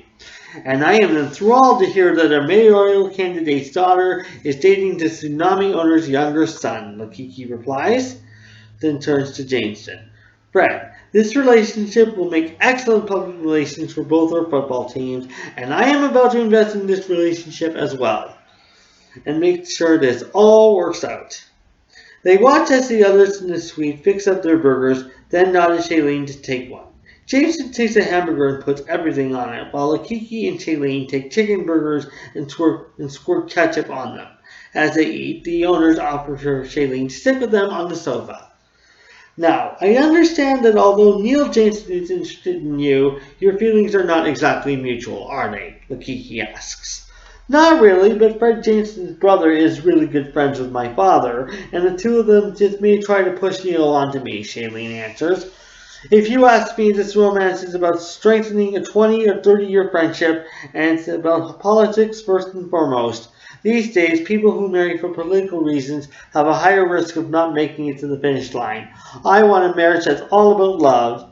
Well, I can promise that although Fred Jameson and I get on well with your father, this is not going to be about politics. Can get on well with your father, I should say. This is not going to be about politics, Lakiki begins. Yes, well, I also want the kind of married life that doesn't have so many perks, Shailene adds. All I want is a nice enough home, probably be a working wife and a career mother. Simple as that. I've seen women who latch onto quarterbacks like Neil and Scott, and they're models and movie stars and advocates for various causes. That kind of stuff would be a bit complicated for me. Lakiki starts to respond when he sees something unusual coming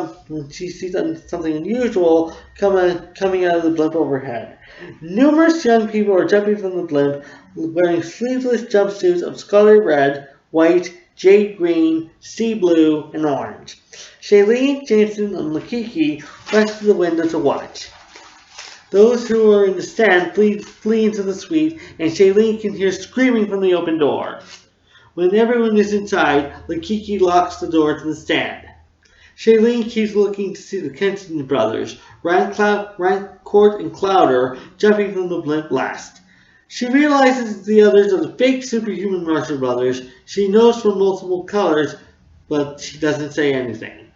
"Hard!" Jameson calls. "Make sure the stadium is secured down. I want all the doors in the Sky Suite, the Executive Suite, the team locker rooms, even the bathrooms locked." Lakiki leaves and locks the Sky Suite door behind them. Jameson joins Shailene at the window, as the security guard trying to apprehend the criminals are either frozen in place or floating in midair.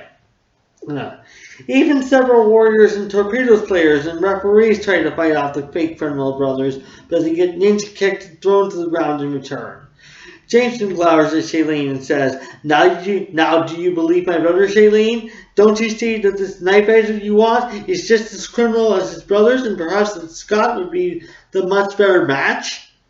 "I swear those are not the real superhuman Marshall brothers," Shailene claims. "There's got to be 5 or 6 of each brother on the field and in the stands. That alone should tell you that they're not behind this. You know, I always thought Iron Maiden and those stupid brothers of his were framing him." She continues to watch as 3 night visors, 2 high clears, and 3 Leanders return to the field with some bags of loot. "Now I know it." Her speculations are confirmed half an hour later when the real Leander, High Clear, Night Visor, and Arrowman appear on the field to fight a large opposition, just as the criminals are escaping. She makes Jameson watch as they engage in more ninja fighting, the kicking, the punching, the use of samurai weapons. High Clear, in his invisible mode, even grabs his counterparts by the feet and spins them around, hitting other opponents before throwing them across the field. Shailene points High Clear out to Jameson. See that? See that? You can see the real High Clear is white with just a few minutes in. Now, I'll start again. Shailene points High Clear out to Jameson. See that? You can see the real High Clear in white just a few minutes ago. Now he looks like a ghost. The fake High Clears are still right there and can't make themselves disappear. Also, I think one of the real brothers is missing. She looks at Jameson's skeptical look. She wonders what else she can use to persuade him that she's telling the truth. She continues to watch the fight for 15 more minutes when all their enemies are down and defeated, before they work on Rancourt and Clowder. She seems to remember Todd Channing and Sean Peters, waiting for them to round up the opposition. Probably not until the real brothers leave so they don't get arrested. But now she knows that Nightvisor and his brothers are totally innocent. Not only that, but they try to stop the raid and rescue Tampapawa Island Field, the people in it. But then there are the usual questions. What will her father and brothers believe? What will the police say? Who will the police say is really behind this? And what will the citizens of Crystal Isle say? More importantly, will this push Shailene closer to either Jameson's cousin? Will she be kept away from Nightvisor? Shailene stays in the Sky Suite when the real brothers leave. The commotion dies down and the game resumes. She is watching the game and eating more burgers. She continues to watch Scott in action, thankful he isn't hurt. Fred is also thankful his son can still play. But she doesn't think about the game anymore. Jameson, is also thankful that his son can still play, but she doesn't think about the game anymore. She transports herself to a fantasy world instead. A world where she and Nightvisor will be together and alone.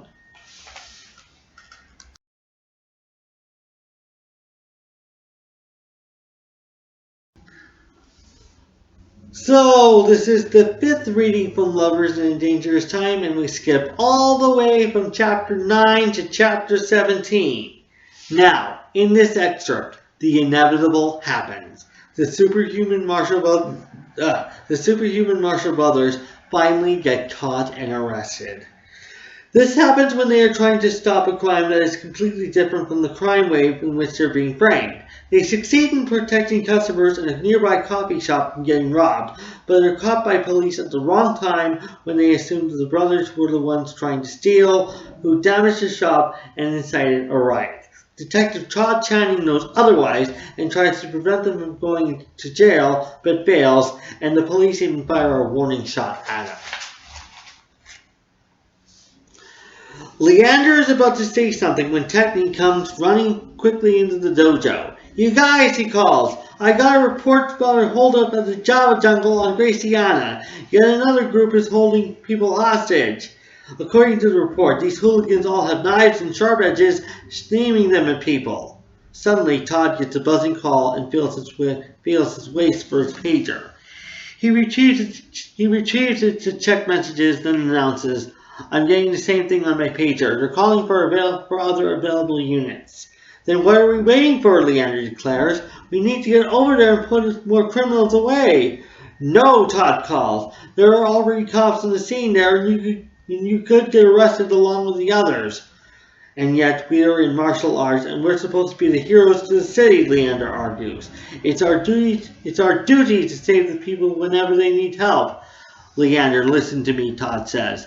It may not be the Kensington scheme at work, but you guys still aren't ranking very high in the popular opinion polls. If they see you, they'll think you're the ones behind everything that's been happening. That's what they'll think when they see what you're wearing and your fighting skills." He hurries to the closet to get 5 disguises in various colors, not caring about who wears what. He tosses them to Leander. "Here, at least put these on before you go out." Leander drops them to the floor in his refusal, saying, "No, Todd. No more hiding or disguising ourselves. It's time to make ourselves known to the public and show them that we're not the bad guys they say we are." "I'm going with you," Todd insists. "They need me there, so I'm putting you under my supervision." Leander nods. Then he and his brothers huddle together and put their arms in, yelling the battle cry. "It's superhuman time!" Because it's not far away, the brothers all choose to run there, but Todd still drives in his car. It takes 10 minutes for them to run there, racing 2 blocks west and 1 block south. They rush past Island Place, not noticing the people staring at them, and taking out their cell phones as they wait for the light to turn green, feeling anxious. Arrowman looks over at an older man talking on his cell phone, worried that he's already called the police.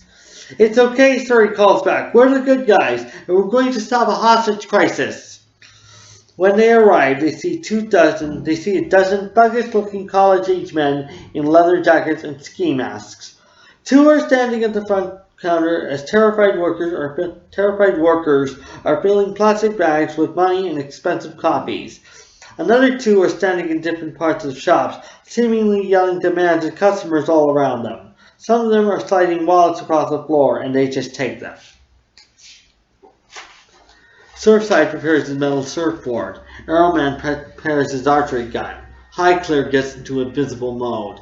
"Okay, boys," Leander says, "on my signal." He silently counts to 3, then all the brothers jump through the window they observed the crime through. The sound of shattering glass causes nearby customers to crawl under the tables and distract the criminals into looking in their direction. The brothers land on and then jump from these tables, ready to fight. They begin by running up to the thieves and punching and headbutting them, knocking them into tables and causing drinks to spill, even fall. They ninja kick the thieves in their faces, causing some of these same tables to fall over. Frightened customers scream, and Todd even helps them to safety. He soon sees this is too much and calls to the customers, "Everybody clear out of this shop. It's for your own safety. Everyone evacuate in a calm and orderly fashion." Although some do scream, many others rush to the nearest exits, escorted by Todd and another officer. The brothers begin to pick up tables, some with cups and saucers on them, and begin to hurl them at the thieves. The thieves rush out of the way just before they get hit.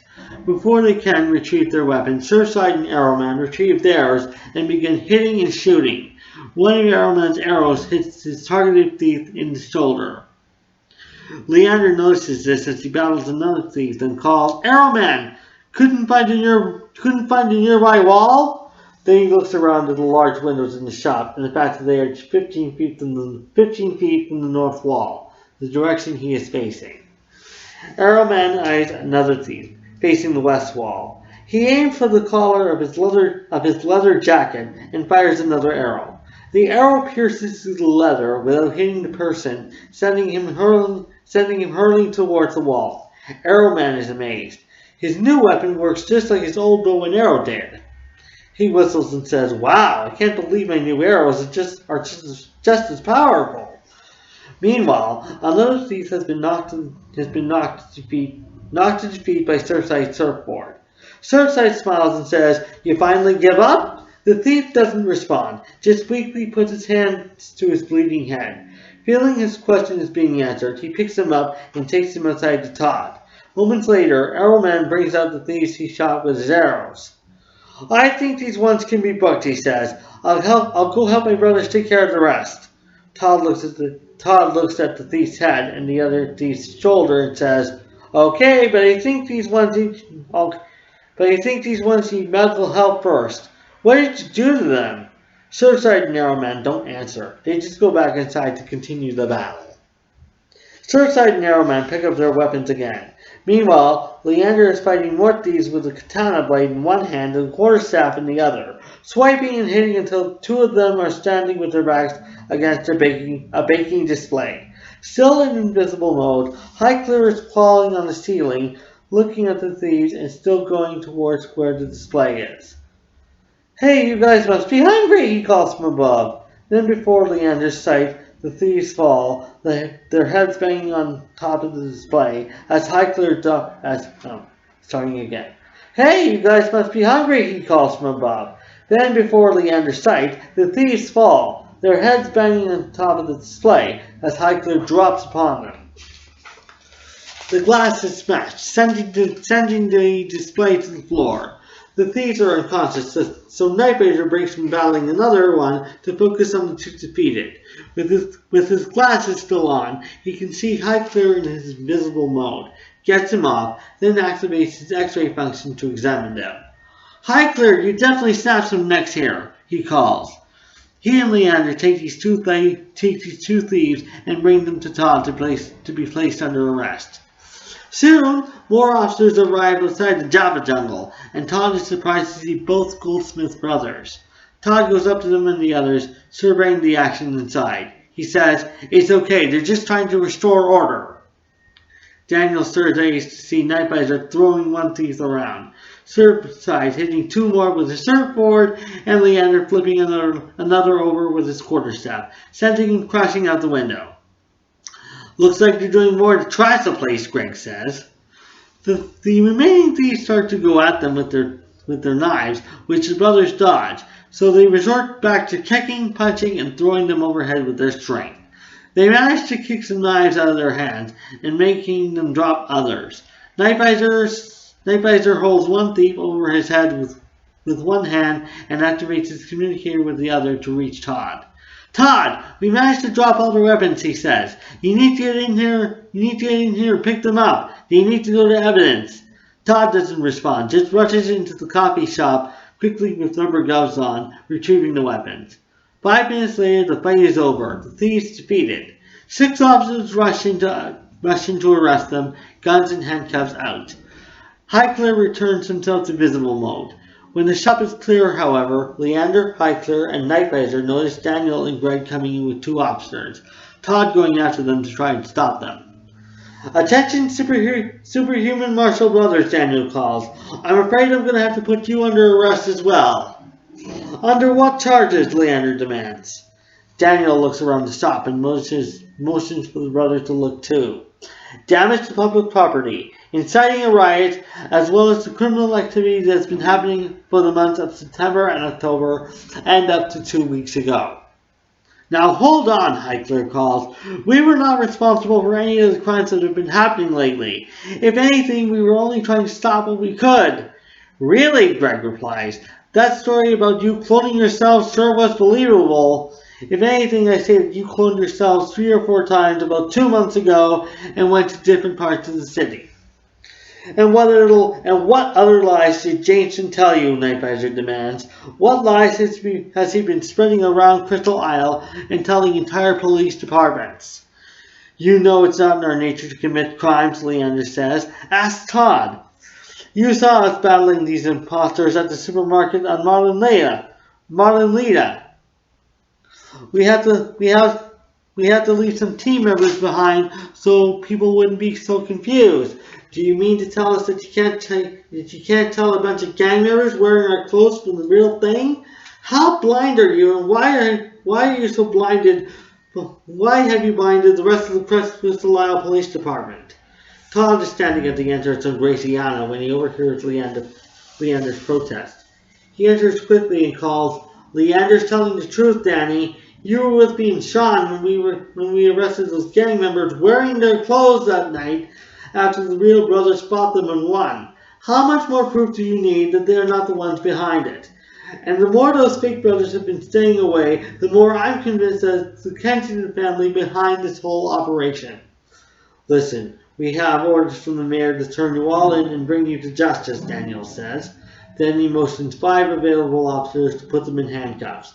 "Now, you have the right to remain silent. Anything you say can and will be used against you in a court of law."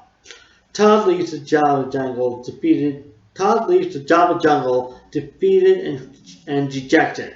He is helpless as he stands outside the windows, watching the superhuman Marshall brothers be put in handcuffs and escorted to police cars.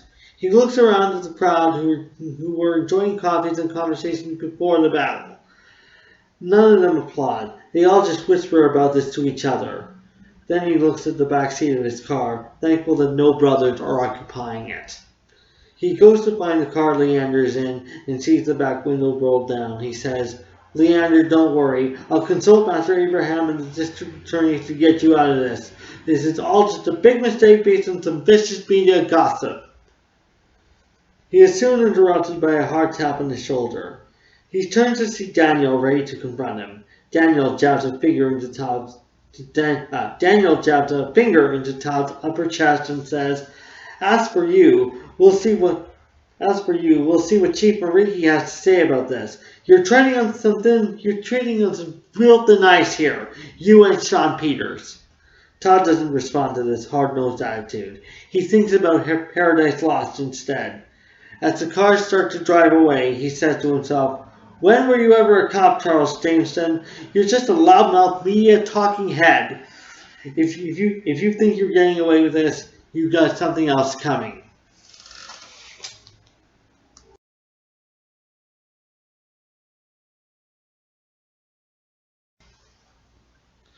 So, hello again, and we are on the 6th reading of Lovers in a Dangerous Time. We are on chapter 20. So, as mentioned in an earlier reading, this excerpt features a face-off between Nightblazer and the quarterback cousins, Neil and Scott Jameson, off the football field. Although revealed earlier in the novel, one of the Kensington brothers, Iron Maid, is also rivaling Nightblazer for Shailene's affections, though Shailene only has affections for Nightblazer. It is New Year's Eve, and Shailene is at a public party with Neil and Scott and their parents. They are shocked when Nightblazer shows up with Surfside and Master Abraham, Nightblazer and Surfside having just been released from prison. When Iron Maid arrives, Nightblazer finds himself teaming up with him to take down the Jameson cousins over the issue of Christmas gifts being jewelry, of all things. Nightblazer and Iron Maid are the ones who get busted by the police, as they are the ones who injure the cousins and almost ruin the party. Shailene looks at the menu for the final dinner of the year. It has checkboxes to select entrees, vegetables, combinations, and dessert.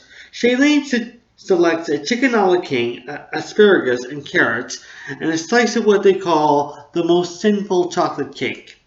She's trying to think of Nightblazer tonight, but wonders if he's alone tonight, doing nothing but practicing ninja moves in the dojo. She wonders what he'll be watching on television tonight. Maybe next year, when all this blows over, Nightblazer will be able to give me my New Year's kiss. She looks back and forth between Neil and Scott, wondering whose lips will touch hers at midnight. She prays this kiss will be wasted, that she won't have to be with either of them for life. More people file into the rooms. Among them are Master Abraham and Nightblazer, along with Surfside, Valerie, and her parents. Each brother is dressed in a different color of suit. Surfside is in a blue jacket and slacks, while Nightblazer is wearing orange. Master Abraham is dressed in a traditional Japanese formal wear, a black kimono called Matsuki with a matching haroi jacket and hakama pants. Valerie and Chief Lombard look over all their clothes, then look at the crowd to see if anyone is staring at them. "There's no need to fuss, child," Master Abraham says to Valerie. "This is what grooms traditionally wear at Japanese weddings. I would think this is appropriate for formal events as well." Plus, the ticket said business formal or black tie, Cersei says. "And I'm sorry, Chief and Mrs. Lombard, but black tie is certainly not our look." "Yeah, we're worried enough that our biceps will rip through the sleeves of these ones," Nightblazer says. "Thank heavens these are extra large with room in the shoulders and upper arms. Besides, why spend $500 in clothes you're only going to wear once?" Other people begin to notice them and start talking about the brothers. "What are they doing here? How could they be out of jail already? How did security let them in? Did they not recognize them as criminals? I've been seeing on the news that it's just the two of them battling all five, and their mentor helps them out. Could it be that they're innocent after all?" One woman points at Master Abraham. I've heard from one of the man's students that they pooled the bail money and got them out because they have girlfriends," she tells her husband. The husband stares at Valerie and Surfside, pointing at Valerie. "I'm thinking that's one of the girlfriends," he says. "What is she thinking, hooking up with someone who's robbed people?" As the gossip intensifies in the room, Shailene turns and notices Nightvisor. She gasps and looks away before he can notice her, looking perplexed at everyone at her table. Neil and Scott are sitting in between her and they try to hold her. "What's wrong, Shailene?" Scott asks. "You look like you've just seen a ghost." "I just saw Nightvisor, you guys. He's in the orange. He's here with his brother and their mentor." The rest of the table looks over at the orange and blue business suit and the black kimono suit. Before anyone can ask, Shailene tells them, "This may not be news, but I think you should know that Nightvisor and Surfside were bailed out of prison through some generous donations. I think Master Abraham told me about this." "When you went to see him sometime during the holidays?" Neil calls, now looking jealous at her. Charles looks horrifically suspicious at her. "I'm going to make sure your father knows this, young lady," he snaps. He takes out his cell phone to dial Mayor Goldsmith, but Claire takes it away from him. "Do you have to do this now?" she asks. "We're here to have a good time and ring in the new year. Can't this wait until tomorrow or the day after?" "Mom," Neil says, "I'm worried that he's going to intrude on our date during the dancing." "You guys, I'm begging you, can you try to be civil towards them if they cross their path tonight?" Shailene requests. "Here's a better question for you," Claire says, looking warningly at both Jameson brothers and their sons. "Can any confrontations wait until after our dinner?" Charles feels as if his emotions are on fire and his hands are getting ready to fight them. But he calms himself after a few moments, then says to his wife, "Fine, but as soon as the dishes are all clear, I'm going to have some words for them." It is a rather peaceful dinner, as Shailene and the Jameson family never make contact with the superhuman Marshall brothers. They even pretend they're not even there. But Nightvisor looks up from his dinner every other occasion to stare at her beautiful dark hair. How lovely she looks in that pearl gown. She has to be the most radiant woman at the ball. He wonders how he can get her to notice him, but she won't turn around. He notices Neil and Scott sitting in between her. He's seen them on television football analysis shows when not practicing or fighting on Sundays. The last time he's seen Neil's face was the Sunday before Christmas, when he was talking about what to expect in the playoffs and his game plans. How stereotypical a woman's privilege as the mayor's daughter should be with someone like a pro quarterback, he thinks. I know that Neil Jameson's been proving himself on the field, but why the son of the man who's trying to ruin my family? He would be just as egotistical as his father if it weren't for the fact that he can walk the walk and the tsunami was going to the playoffs. He and the rest of the superhuman Marshall brothers follow the news when not following the sport. And what could Scott Jameson possibly want with her? He isn't anything special if he couldn't give his if he couldn't give his team the glory. He continues to look her over while eating, but she still doesn't look back at him. He can't even see if she's wearing his gift. Her hair is obstructing the back of her neck. He decides he must get her alone in a private space when she's finished. Meanwhile, as the superhuman Marshall brothers are dining, the gossip and critical comments about them continue to circulate around the room. Master Abraham looks increasingly uncomfortable the things he's been hearing about his nephews. Surfside looks just as uncomfortable and squeezes Valerie's hand. Maybe we should have stayed home, Surfside suggests. I should have known that the city wouldn't be so quick to forgive us once the truth began to unveil. Surfside, Mother bought these tickets and made the reservations for us 3 weeks ago, Valerie says. And you forget that it was me who requested an extra place for you. I can't control who comes to this party and who can't, Mrs. Lombard says. It can't be my fault that the majority of the people here don't like you because of what they've been lapping up in the media. And besides, Nightvisor and I got these tickets from one of my adult students and his wife. Not Todd Channing, though. 3 days ago, Master Abraham tells her. When your parents told us Surfside was going with you, we knew we could not refuse them. We should be so lucky they were so gracious to let us join. Mrs. Lombard sees Charles Jameson sitting where he can face their table, and gives him a sharp glare. Blast, she says without getting too loud. I'll bet he's here just because he's a local celebrity. I sure wish he could be as classy as his brother next to him, even if he is a celebrity in his own right.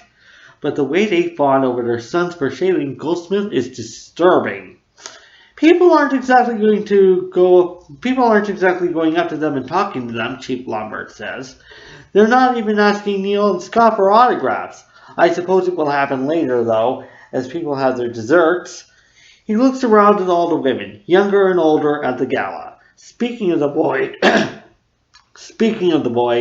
I had this feeling that Shailene will be sharing her dates with them tonight.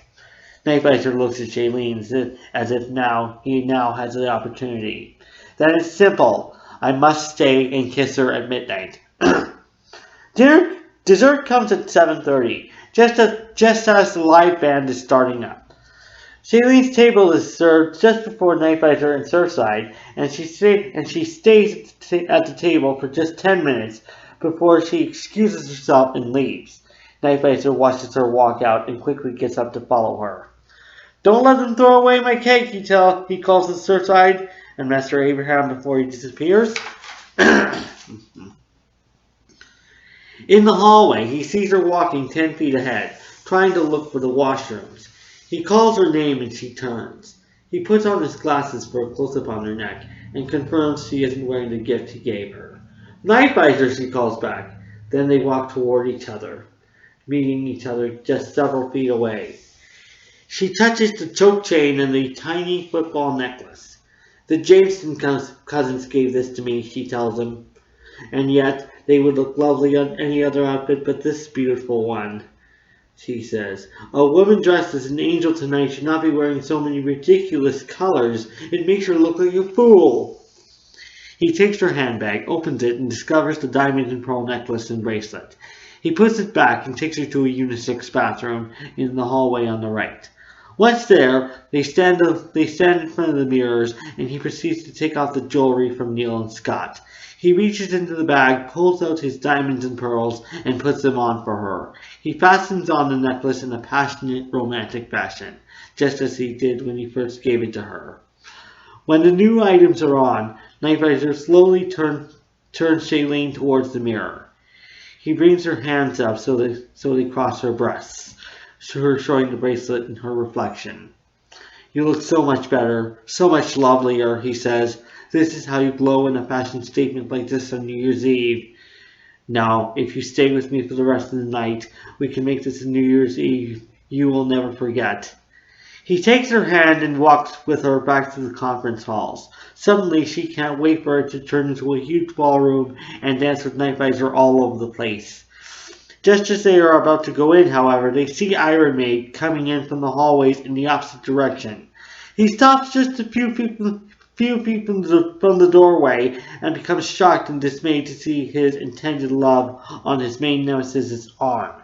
"What the hell are you doing here?" Nightvisor calls at Iron Maid. "What the hell are you doing here?" Iron Maid calls back. "When my family and I heard that you and Cersei were released, I thought you'd be laying low, not out cavorting yourselves at fancy public events." "Yeah, well, we wouldn't have landed in prison in the first place if it weren't for all your scheming," Nightvisor spits back at him. "You have the audacity to show up here just so you can seduce Shailene." "What I want to know is how the hell did you get in here?" Shailene demands. "You know tickets are $75 per head." "That doesn't matter," Iron Maid replies. "Shailene, I don't know why you would want to spend New Year's with Nightvisor when I've loved you for so much longer. I've loved you for 10 times longer than he has. And he's decided that he loved you after knowing you for what? 5 minutes? "Are you saying that my love for Nightvisor isn't real, isn't true?" Shailene demands. "Do you not believe in love at first sight like this, just because Nightvisor is one of the good guys? Did you not fall in love with me when you first saw me, even though I've been rejecting all your advances? You don't know what you're talking about here. Please show yourself out of here before I go somewhere private and call my father." Wordlessly, Iron Maid heads into the ballroom. He stands just 2 feet from the doorway and looks around. He looks at the band as they start to play, but they delay instead, staring right back at him. Nightvisor and Shailene rush back inside and she starts shouting. "Iron Maid, you haven't been invited. Go home now before I involve the police." "No, Shailene," Iron Maid replies, then turns to her. "I want to be with you tonight. I want you out of that do-gooder's arms." He points at Nightvisor. I want you away from my girl, whoever you are," he overhears Neil shouting. He turns just as Charles Jameson replies, "Neil! Son, you know that's Iron Maid of the Kensington family. I've been reporting on them before those superhuman Marshall brothers took over." Scott stands up and goes next to his cousin. Iron Maid turns and looks at Shailene hotly, pointing at the entire family.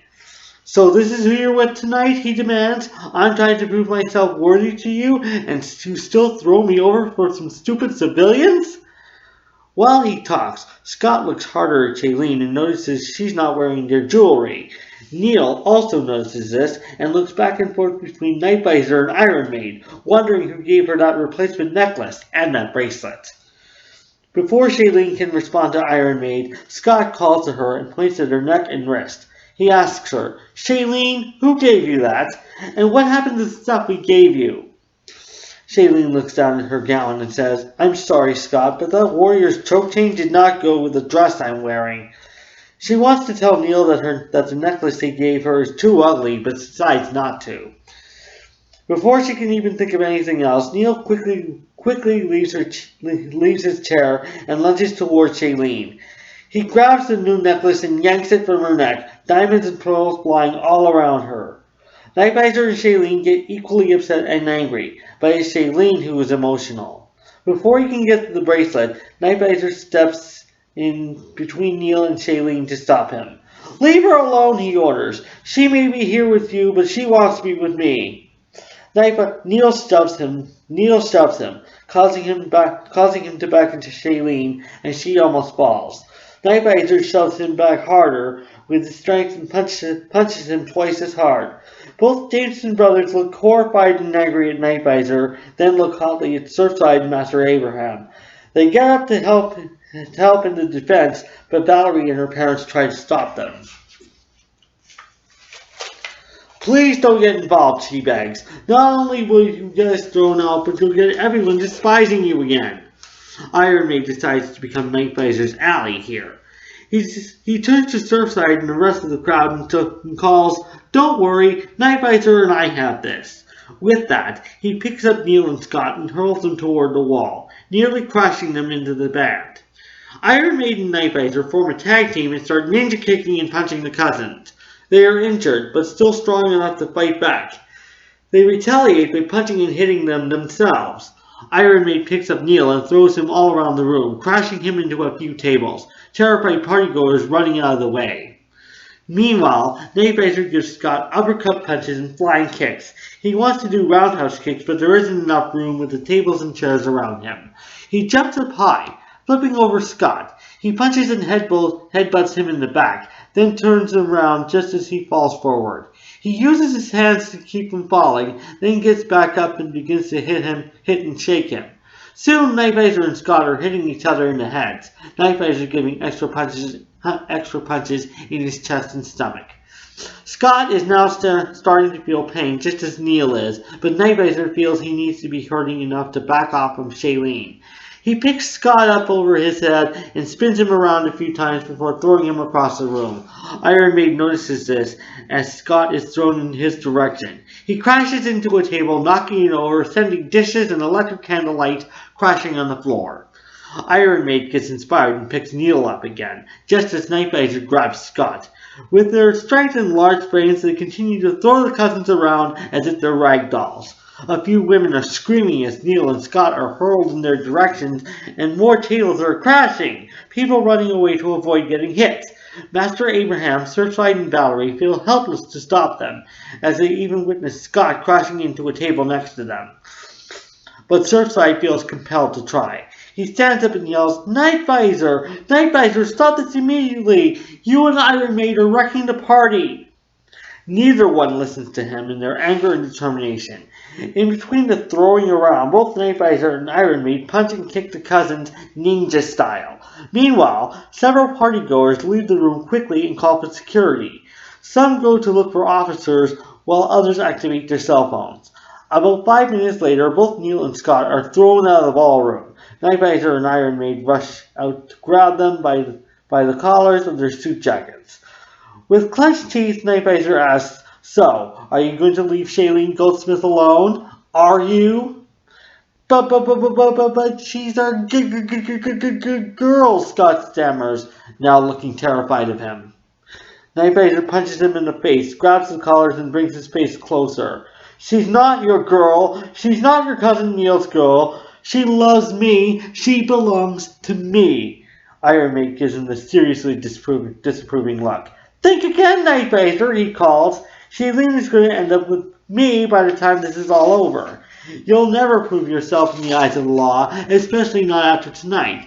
You are the one initiating more of the violence, and that's what I'm going to tell security." Charles Jameson and Shailene come out of the ballroom, Jameson looking angry and determined, but Shailene looking upset and confused. Nightvisor looks up at her and tries to take her hand, but Jameson stops him. "You think you deserve the mayor's daughter after the ruckus you called?" Jameson declares. "Either one of you?" He glares at Iron Maid, going back and forth between him and Nightvisor. "Look at what you've done to two of Crystal Isle's most promising football stars. You may have caused them to be questionable for the final game of the season. Neil just might have to miss the playoffs, too." A trio of security guards comes in with a group of police officers. Jameson sees that Greg Goldsmith is one of the officers who respond. He walks up to Greg and speaks to him exclusively. While they're talking just 20 feet away, Nightvisor holds a still shaking Shailene, a romantic rescuing embrace. "It's going to be all right, my darling," he says. "Nobody, not even the police, will be able to separate us." They are still in their embrace, and Shailene seems almost fully comfortable when Greg catches them. He yells at Nightvisor, startling him, then goes up to separate the lovers. "Unhand her this instant," he orders him, then turns to his sister, still angry. "So, you were with this villain over the holidays, weren't you?" he demands to her, pointing at Nightvisor. "When was it? And how the hell could you accept any gift from him? The necklace Neil took off you before Nightvisor and Iron Maid fought him and Scott. Mr. Jameson thinks it came from Nightvisor himself." "Well, did it?" Nightvisor doesn't respond. Shailene wants to admit the truth, but is worried that Greg, Daniel, or even worse, Mayor Goldsmith will start berating her. All she says is, "I can't tell you, Greg, but please don't take either of them to jail. Not tonight.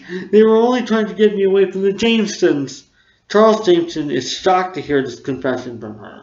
Neil tilts his head up when he hears this and looks further defeated.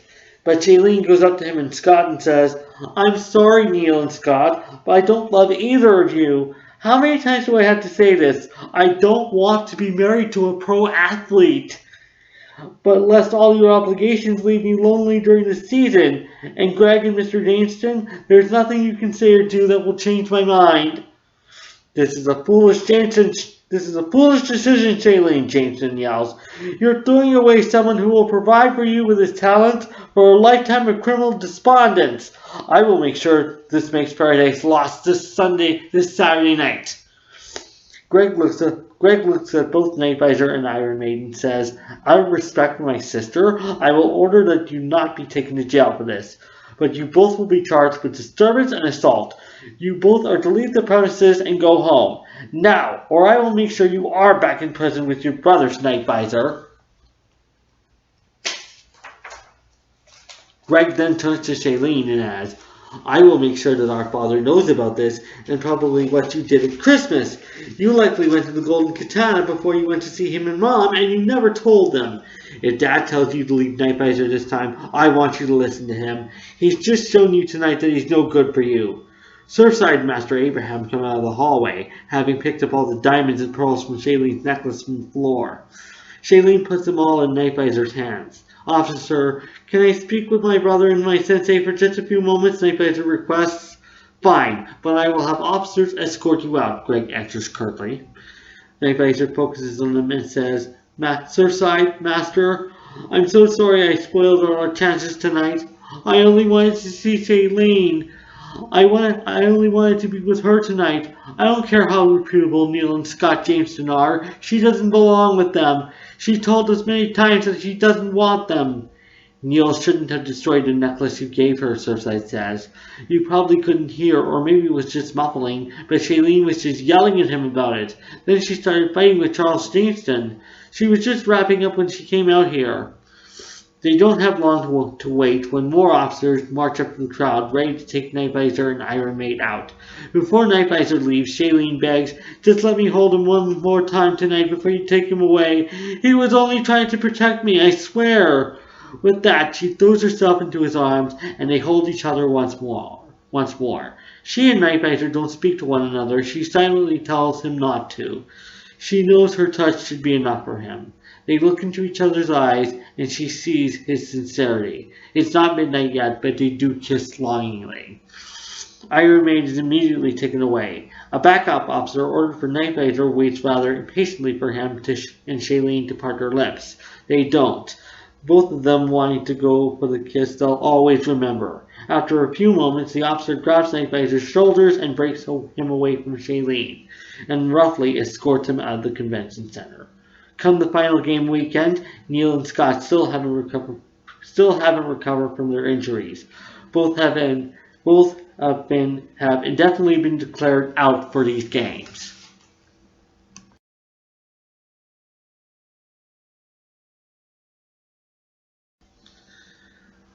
So we're on the seventh reading from Lovers in a Dangerous Time. This is from chapter 25. In this excerpt, Night Visor and Shailene leave Crystal Isle to go to the cabin that Night Visor and his family occupy for summer vacations and the occasional retreat, such as in the first chapter of this novel never mind. There they spend some time alone together without their worries to distract. But Shailene does become worried that her father and brothers are trying to find out where she is, and they may be looking for her. Night Visor tries to ease her fears by promising and trying to hold on to her, and they end up engaged in a sexual encounter. The next morning, the lovers continue making love, unaware that Mayor Goldsmith and his sons are coming for Shailene. When they get to the cabin, Night Visor tries to fight Shailene's brothers to prevent them from taking Shailene away, but ends up failing. So, unlike in the source play, some film versions of Romeo and Juliet feature the lovers' wedding night scene, the scene before Romeo leaves for Mantua, actually acted out, including the part where Juliet gives up her virginity to Romeo. This excerpt is a parallel of that exact scene. Only I imagined what it would be like if Lord and Lady Capulet actually caught Romeo and Juliet together the very next morning. This is what inspired me to include the ninja fight between Night Visor and the Goldsmith family, not to mention a very spiteful confession.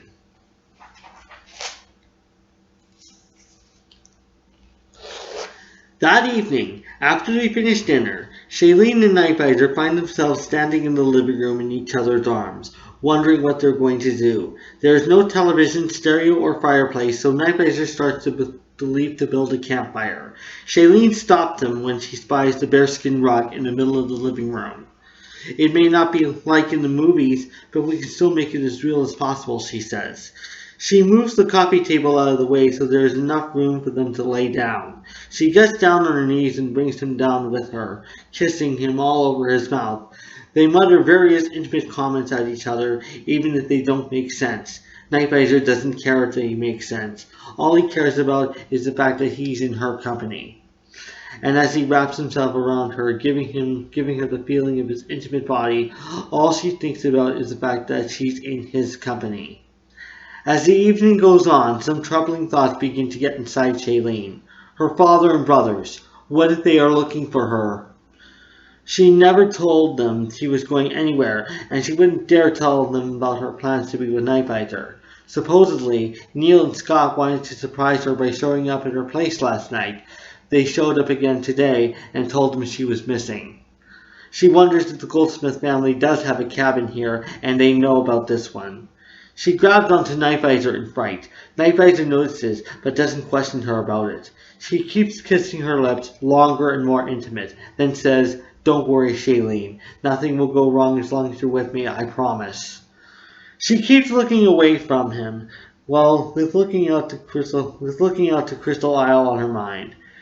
Nightvisor can see she is still distracted. It is dark out, but he doesn't know what time it is. He decides to pick her up and carry her to Master Abraham's bedroom. When there, he strips his shoes and socks off, lays her down on the bed, and slowly lies down on top of her. "Baby, what is it?" he wonders. "Oh, Nightvisor, I just can't help but to think that Danny and Greg and my father are all searching the city for me right now," she says. "They don't know you're not in Crystal Isle, do they?" he replies. "I'm wondering if they have it all figured out." Then she reveals all the rest of her thoughts, including what if they find out through the Jamestons. She says, "Neil would go searching for me even before his father told him to." She sits up with yet another disturbing thought. "Oh God, that family! What if they come here to go camping in the summers? What if they have a family place on this island?" There wouldn't be anyone here who knew them, Nightvisor assures her. "Not tonight." "Yes, but I'm afraid they may know about this island. That could prompt them to tell Daddy that I might be here." "Then I'll just tell your father that you don't belong to them, that you're mine, and you always will be." As he says that, he pulls down his pants and strips them off, then takes her clothes off. As he does this, "I don't care what they do to me, and I don't care what they think of me being with you. I'll fight them to keep them away from you. I'll hold on to you and not let you go. And if those Jamesons come here, I'll give them such a kicking. They'll want to run away and never come back. I will tell everyone in those families to leave us alone." Shailene quickly pulls away from him, pulls the covers and sheets back, and climbs into the bed. Nightvisor is on his knees now, roughly caressing up his body. "I said I'd love you until the day I die, and damn it, that's what I'm going to do." As he says this, he rips his shirt off his body, removes it roughly, and throws it across the room. With despairing anger in his eyes, he falls on top of Shailene and moves around downward on the bed sheets until they get to her arms. She tries to pull the covers back for him, but his size and frame make this difficult without gripping the sheets.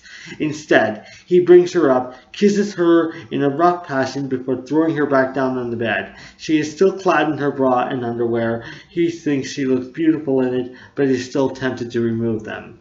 She is screaming out in passion as he forces him to grope his bare chest, calling Nightvisor's name over and over and shouting, "Oh, Nightvisor, Nightvisor, I love the feeling of your bare muscular body. Oh, Nightvisor, please don't let go of me." "Oh, Shailene," he calls. "Shailene, what do I have to do to keep you with me? I love you and I'm not going to let you go. I don't care what your father thinks. I don't care what your brothers think. I will fight them, Shailene. You and I will be together as one forever. To protect you is just as much my destiny as to protect the city we share. Oh, I wish we could leave that troubled paradise and find a place where we can be alone together." together just like this. Oh, even if it is an enigma, I wish we could be lost together. And what if my father catches us in this place, she cries, near sobbing. She breaks into passion and makes Nightbiter look at her. Oh, Nightbiter, I'm so scared.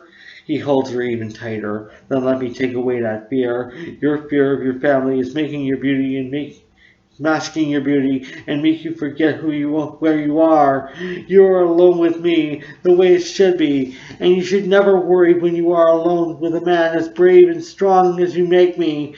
With you, I will be brave enough to fight the darkest enemy, but only as long as I never forget your touch.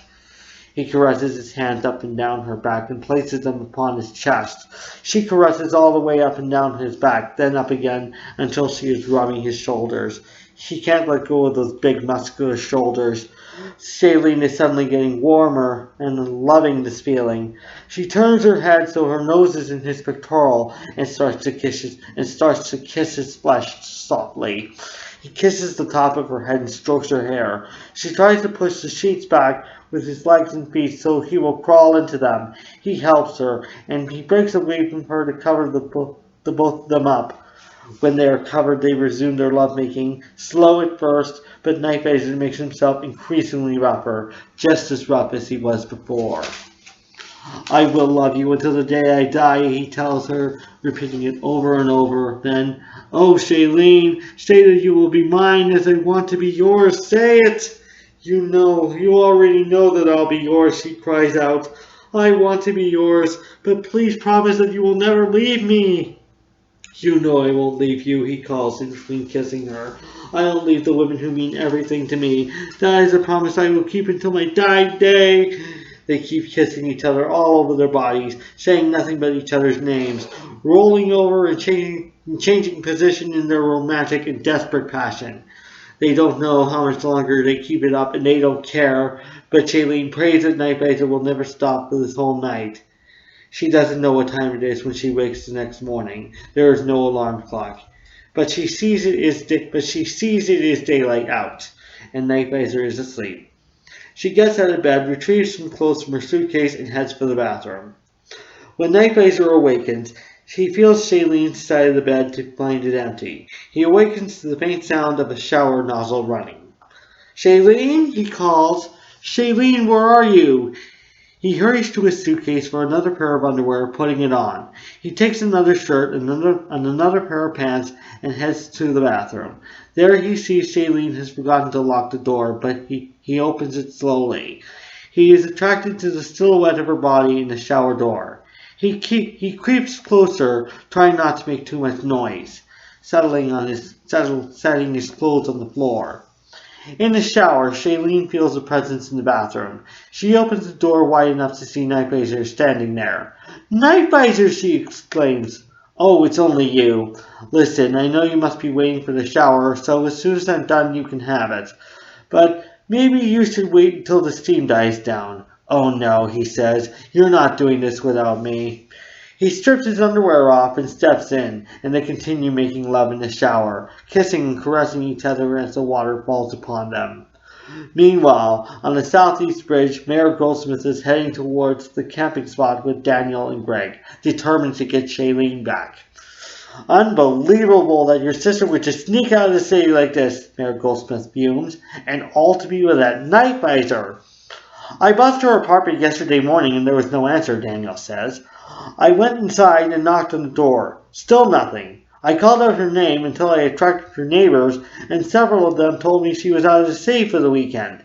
They told me she was going to be with her boyfriend. That's how I suspected she was with Nightbiter.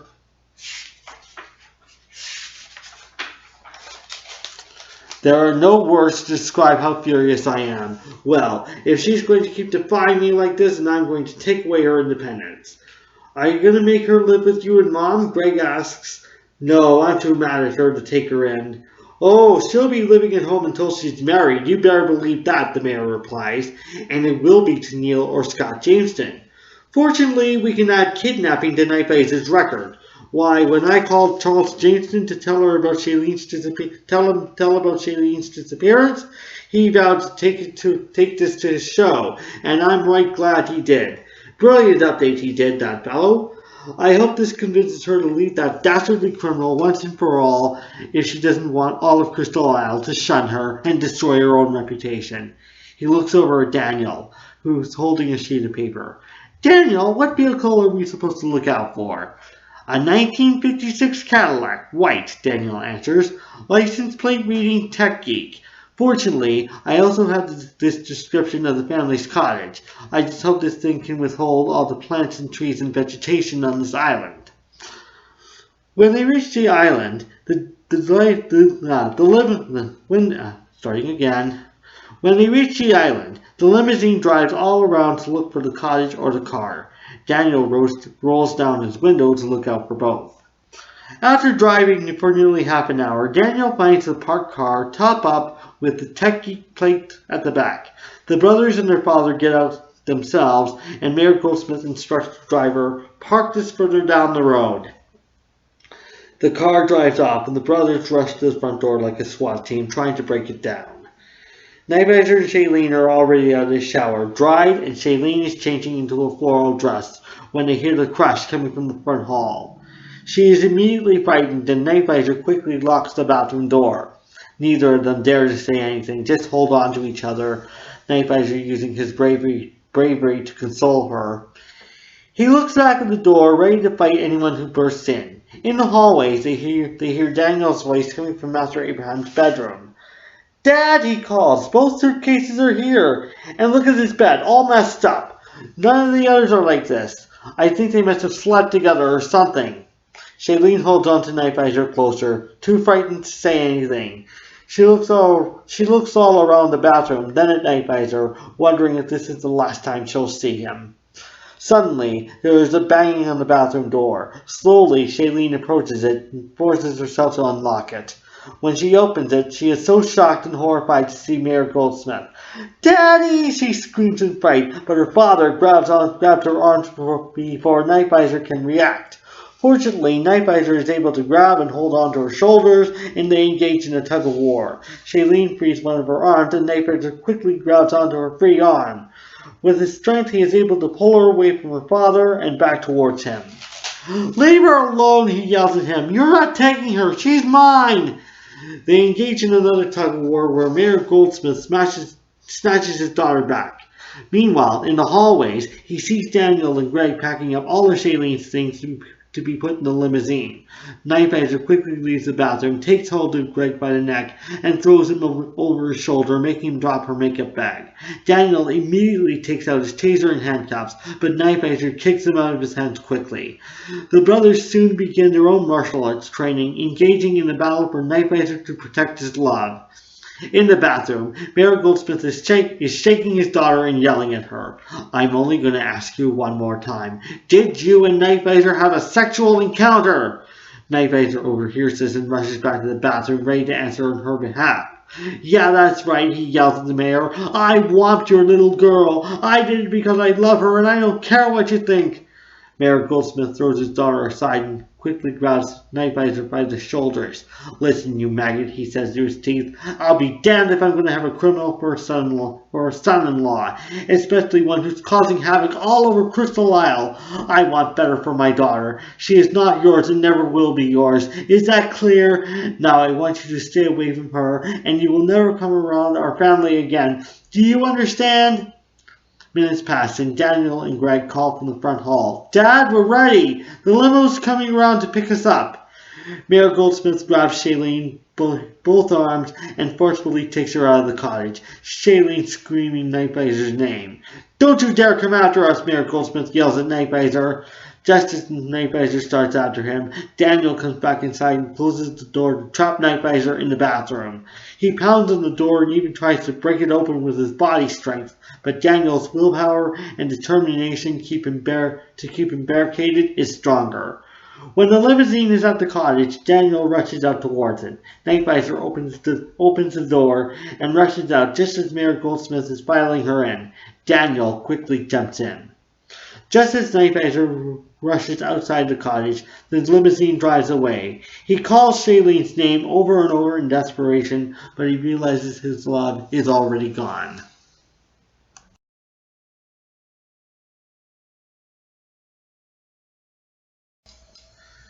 So hello, and we are on the final reading of Lovers in a Dangerous Time. Just excuse me. Yes, here we are. This is reading number 8 from chapter 27. Here, Nightvisor, having learned that Shailene has already died, decides that life is no longer worth living, and his desire to fight for Crystal Isle has gone out of him. He steals Arrowman's archery gun and makes an early arrival to her funeral to kill himself beside Shailene. At the church, he finds Neil and Scott Jameson having a private mourning session, and they fight over who loved Shailene more. Iron Maid soon arrives and interrupts them, and Nightvisor engages in a ninja fight with him before turning on the cousins. Meanwhile, the superhuman Marshall brothers are alarmed when Nightvisor is absent and Arrowman's weapon is missing.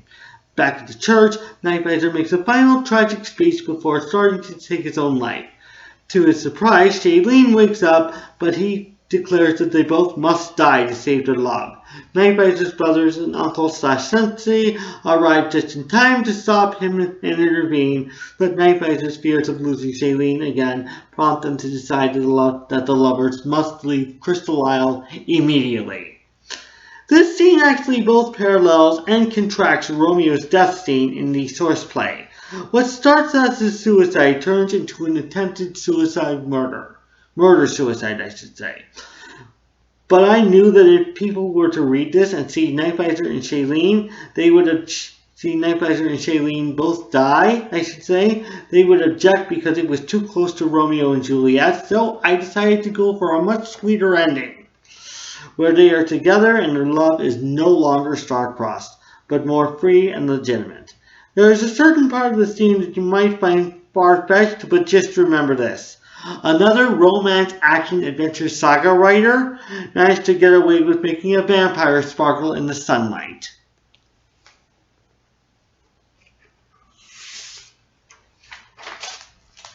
And with that, I'd just like to point out that the opening is in Nightvisor's point of view. Anyway, he gets back to Crystal Isle by 7 o'clock. At the first stoplight, he takes his paper and reads the location of the service. Kahalaki Tribe Memorial Church on La Donkia Avenue off Prince Napatu. To get there, he will have to go down Honolulu. He decides to drive on Main until he gets to Graciana, then turn to Honolulu there. He needs to avoid driving past the Golden Katana. His family may notice him. When he gets to the church, he notices two very stylish-looking cars in the parking lot. Something that looks like a Mercedes and a flashy Hyundai. He becomes suspicious. Only pro athletes making millions of dollars per season would own cars like that. He walks into the church with the archery gun, into the service area, where he sees Neil and Scott Jameson standing over Shailene's open coffin, dressed in black, having some private moments. "Hey," he calls, and they turn to him. "What the hell are you doing here?" "Paying our respects," Neil answers as they approach him. "You think you're the only one who loves her?" Scott scoffs at him and answers for him. "Yeah, right. He's developed a bad reputation of thefts and terrorizing citizens. He doesn't even know what love is." "And how the hell would you know?" Nightvisor demands.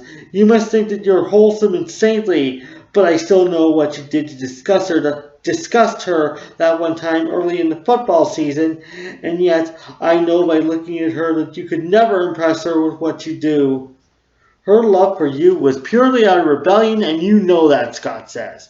"You think you could prove yourself when a fair majority of the city has been against the superhuman Marshall brothers this whole time?" "I do know how to give a woman love," Nightvisor replies. "Love is the only thing that motivates me to fight and protect Crystal Isle." He points at Shailene lying in her coffin. "And that is why I will never be motivated anymore." Neil and Scott look back at Shailene's body and try not to laugh. "Your love for her is what motivated you, as if she was the only girl in the world, right? You could never give her the love she needed to have, the love to motivate her to raise her family right, the love from a man her father wanted for her." "At least I'd never be away from her for days at a time," Nightvisor says. "Make her go without special affection and leave her alone? I'd be a better husband for her than that." more than you or her brothers or her father could ever dream of. He is soon interrupted by the familiar pounding of metal feet. When the sound gets louder, Nightblazer turns and sees Iron Maid standing at the entrance of the service area, dressed in a black suit like Neil and Scott are. Iron Maid becomes unnerved when he stares at Nightblazer's face. "You too?" Nightblazer calls. "Another one who could never win Shailene's heart?" "And yet, I've loved her a lot longer than you have," Iron Maid tells him. "If it weren't for the influences and expectations of her family, I would have had her years ago. And I'm going to tell them this today." "And what makes you think they'll listen to you?" Nightblazer asks curtly. "You can't even get a job to help you pay the debts of society. You'll always be a criminal in their eyes, and the eyes of all others. You are every father's nightmare for their daughters." "At least I haven't committed any crimes lately," Iron Maid says. "All I did was help train the criminals." "And you think that's any better?" "At least the media isn't focused on me and my family." Enraged, Nightblazer charges towards him and starts punching and kicking him, giving him uppercut punches in his jaw, delivering roundhouse kicks, jumping up high enough to kick him in the head. But Iron Maid still stands and gives him the same punches and kicks back. Nightblazer puts on his special glasses and looks for a special function that activates all functions at once. Although they're not in range, Neil and Scott jump in between the pews and as trails of light, lasers, lightning, and even bullets shoot at Iron Maid. "Hey, watch what you're doing with that," Scott calls. "You're going to destroy the church." But Nightblazer doesn't hear him. Iron Maid persists and keeps fighting, punching and kicking Nightblazer everywhere, and even throwing him around the church. Nightblazer forces himself to stand up and finish this. He decides to use his physical strength to pick up Iron Maid and throw him out. He carries him all the way to the front entrance and throws him down the steps. "You stay away from here," Nightblazer calls to Iron Maid. "This service is for civilians only."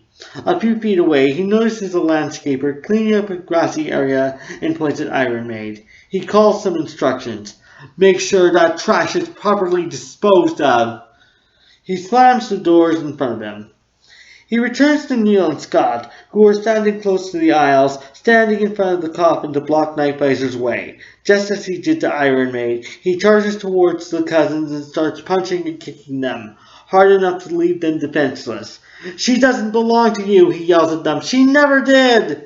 He continues to use his martial arts skills on the cousins, not giving them a chance to defend themselves. After 15 minutes of ninja attacks, Neil and Scott surrender wordlessly and leave the church for the next few hours. Meanwhile, back at the Golden Katana, the rest of the brothers awaken and come to breakfast. It isn't until they arrive in the dining room that they see that Nightblazer is missing. "This is funny," Heikler says. "Nightblazer is usually among the first to show up and eat. He may not be in the mood to fight anymore, but surely he wouldn't starve himself." "He also refused to sleep under his bed covers and wouldn't undress for bed," Master Abraham notes. "He has been like this for several days. We need to give him all the support and encouragement we can to help him overcome and move on." Suddenly, Arrowman hurries into the dining room wearing a worried look. He asks, "Has anybody seen my archery gun? I've searched my whole bedroom and the weapons room and I can't find it." The brothers go to Arrowman's bedroom to see his wall stand that usually holds his archery gun empty. "And I checked my closets, under my bed, behind my drawers, just in case someone came in and moved it without my knowledge," he says. "It's not in here." Quick searches of both the bedroom and the weapons room reveal nothing. Then Leander thinks of Nightblazer and says, "Check to see if Nightblazer is in his room." Surfside goes to see, then comes back in a few moments. "No, he's not," he reports, and the bed's still made up like it's never been slept in. Leander hurries to the living room where the previous day's newspaper is. He opens it to Shailene's obituary and notes the location of the funeral service. "Oh no," he mutters, then shows it to his brothers. "Guys, we have to get down to his church right now. I think Nightblazer will do something terrible."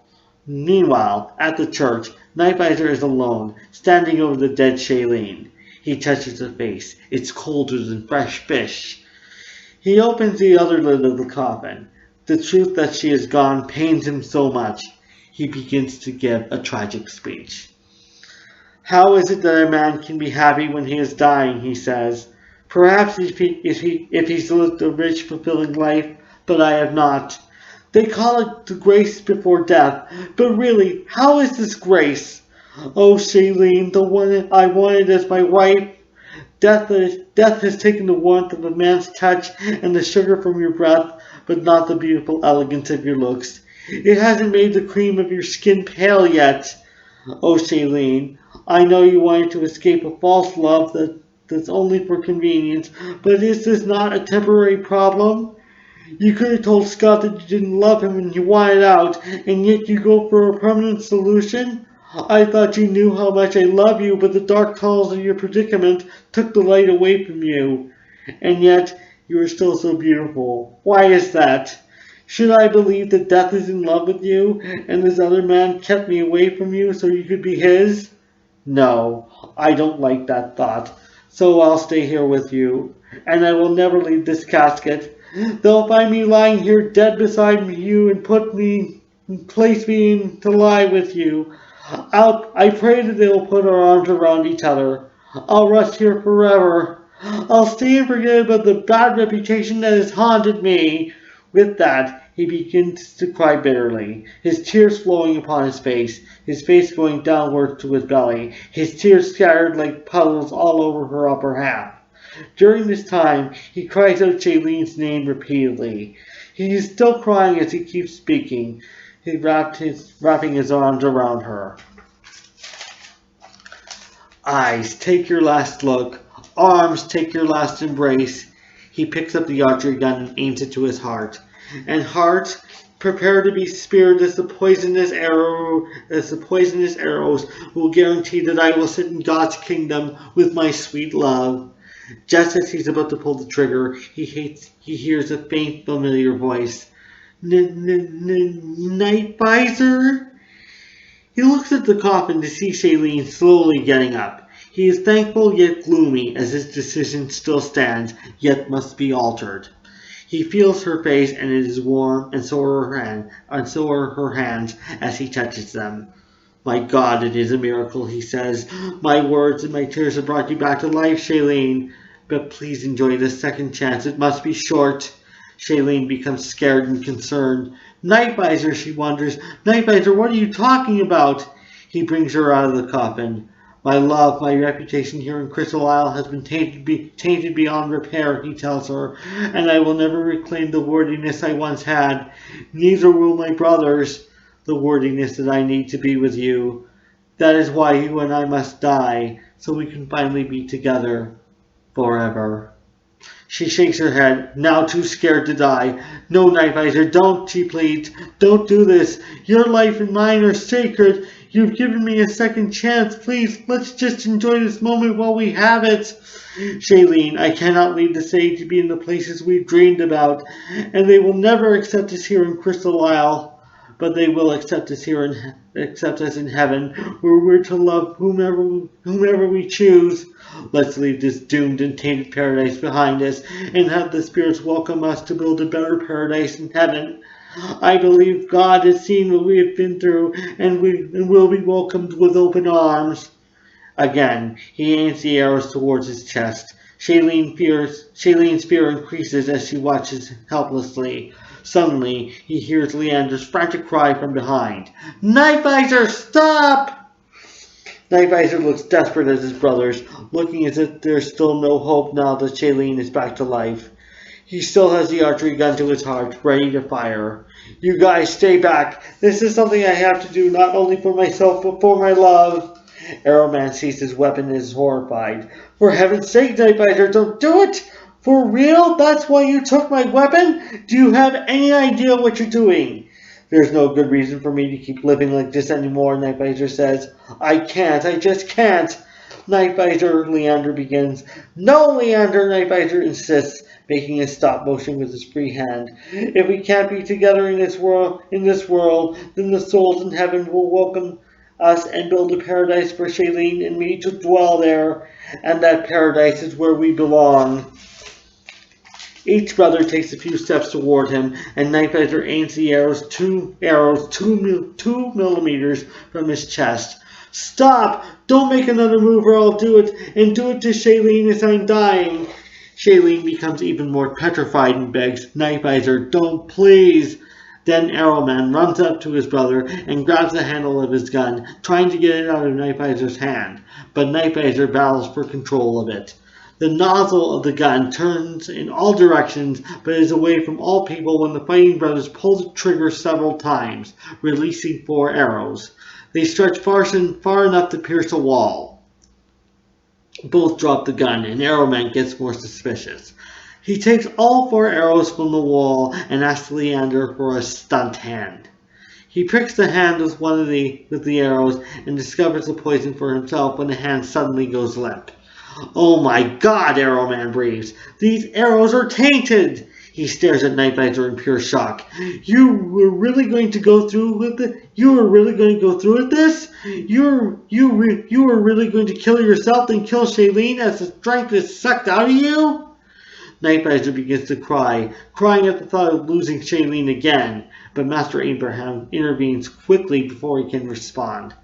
Nightbiter, you should be thankful that we were able to connect Arrowman's missing weapon and your disappearance with his funeral, he says. If we did not, we could have had another family tragedy. He stands his nephew up and makes him look at him. I lost my family once because of King Vidor and his family. I will not allow Star-Crossed love to do that to me as well. Nightbiter is bawling, but manages to say, but what are we going to do, Master?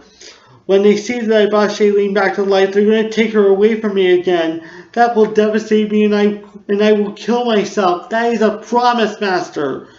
Shailene, Surfside and Leander immediately come up with a plan, and they talk it over quietly and quickly.